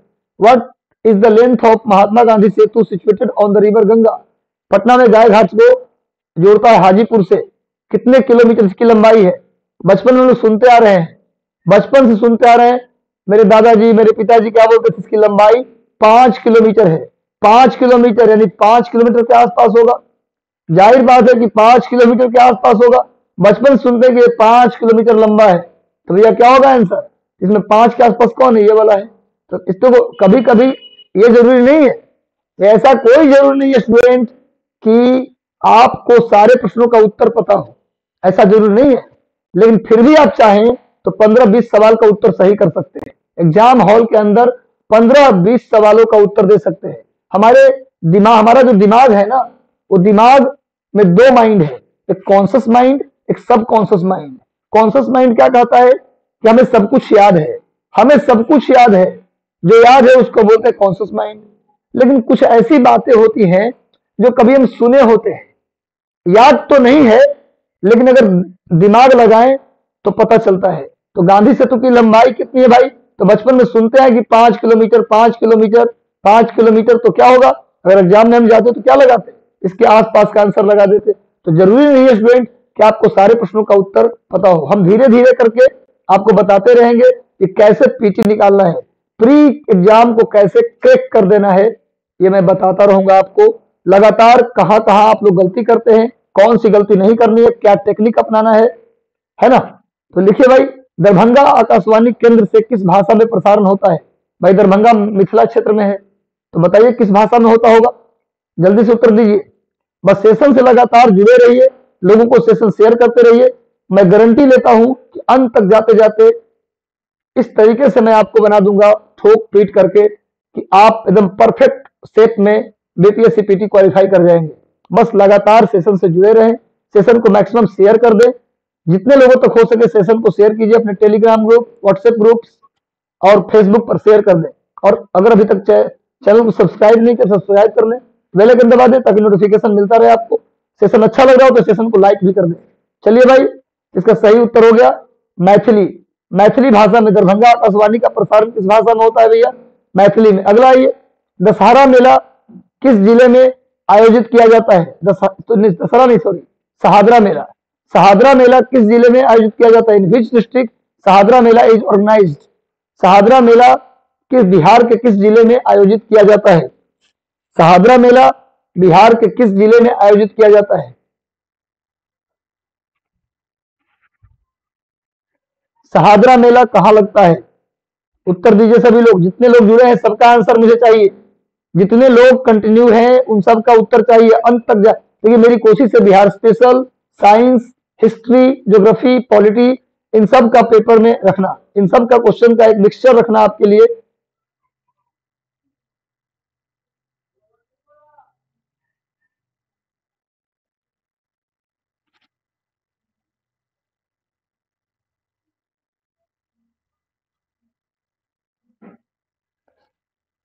चलिए सब लोग उत्तर दीजिए इसका।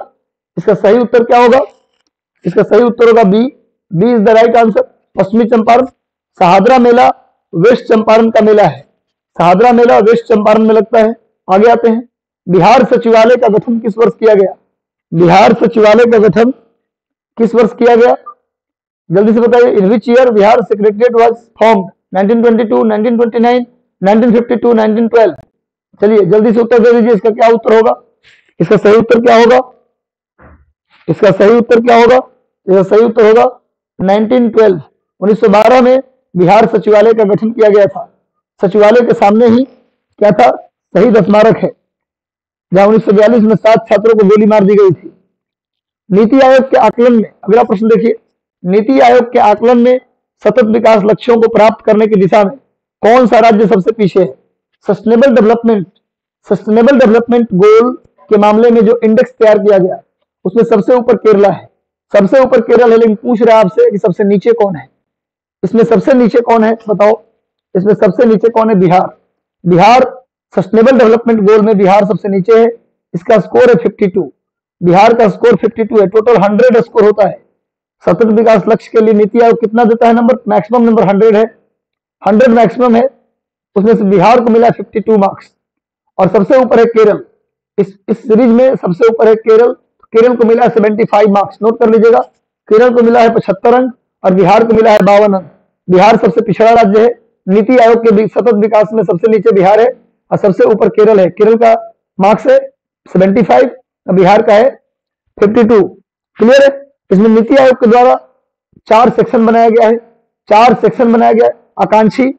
आकांक्षी, इसके बाद फ्रंट रनर, इसके बाद अचीवर, इस तरह से 4 कैटेगरी बनाया गया है। सतत विकास लक्ष्य जो है वो यूएनओ के द्वारा जारी किया गया था। इसमें कुल 17 लक्ष्य है। सतत विकास लक्ष्य में कुल कितने लक्ष्य हैं, 17 लक्ष्य हैं, जिनको 2030 तक पूरा करना है। यूएनओ संयुक्त राष्ट्र संघ ने इसको पहली बार जारी किया था, 17 लक्ष्य को जारी किया, 17 लक्ष्य को जारी किया। और इस लक्ष्यों का उद्देश्य है, यूएनओ का उद्देश्य कि पूरी दुनिया 2030 तक इस लक्ष्य को प्राप्त कर ले। क्लियर है, इस सब को नोट कर लीजिएगा। कौन सी कंपनी, अगला प्रश्न करंट अफेयर से ही, कौन सी कंपनी 3 ट्रिलियन रुपया बाजार पूंजीकरण करने वाली तीसरी भारतीय आईटी कंपनी बन गई। भारत की तीसरी आईटी कंपनी बन गई जिसकी कुल पूंजी, बाजार पूंजी कितनी हो गई, 3 ट्रिलियन रुपया। बताइए कौन सी ऐसी कंपनी जिसका हाल ही में 3 ट्रिलियन रुपया उसकी बाजार पूंजी हो गई है। इसका सही उत्तर क्या होगा? इसका सही उत्तर होगा क्या? इसका सही उत्तर होगा विप्रो। इसका सही आंसर होगा अजीम प्रेमजी। अजीम प्रेमजी का विप्रो कंपनी 3 ट्रिलियन रुपया बनाने वाली तीसरी आईटी कंपनी बन गई भारत की। नेक्स्ट आइए, बिहार में यूरेनियम कहाँ मिलता है? बिहार में uranium, where is uranium found in Bihar? Jahanabad, Gaya, Nalanda, Jamui. Bihar में यूरेनियम कहाँ मिलता है? जल्दी से उत्तर दीजिए। बिहार में यूरेनियम कहाँ से मिलता है? बस लास्ट प्रश्न है इस सेशन का, अंतिम सवाल। बहुत अच्छा आपने आंसर किया है, बहुत बेहतरीन। मेरे तरफ से आप शाबाशी के पात्र हैं। बहुत अच्छे स्टूडेंट आप हैं, बहुत मेहनती स्टूडेंट आप है, काबिल स्टूडेंट आप है। बस कोशिश करना है रूटीन बना करके 3 महीने कंटिन्यू कर लेने का। कोई होली नहीं, कोई त्योहार नहीं आपके लाइफ में आना चाहिए। इस बीच में आप लगातार कंटिन्यूअस यदि काम कर लिए, सीडीपी और बीपीएससी तक मेहनत कर लिए, तो आपका सिलेक्शन कोई रोक नहीं सकता। इसका सही उत्तर होगा गया। गया इज द राइट आंसर। तो चलिए आज का सेशन में यही समाप्त करता हूं। कैसा लगा सेशन? कैसा लगा सेशन आप कमेंट में जरूर बताएं। और सेशन अगर अच्छा लगा हो तो सेशन को लाइक कर दें। सेशन से बाहर जाने से पहले इसको लाइक कर दें और मैक्सिमम लोगों को लिंक शेयर कर दें। चैनल पे नए हैं तो सब्सक्राइब कर लीजिएगा और बेल आइकन दबा दीजिएगा ताकि हमारा हर नोटिफिकेशन आपको मिलता रहे। आपकी जितनी भी डिमांड्स हैं मैं उसे पूरा करने की पूरी कोशिश करूंगा। All the best, God bless you. शुभकामनाएं। अपना ठंडी से और कोरोना से दोनों का ध्यान रखें और मेहनत करते रहें, कंटिन्यू रहें, रेगुलर रहें, रूटीन में रहें। एकमात्र मंत्र यही है सफलता का। चलिए, थैंक यू।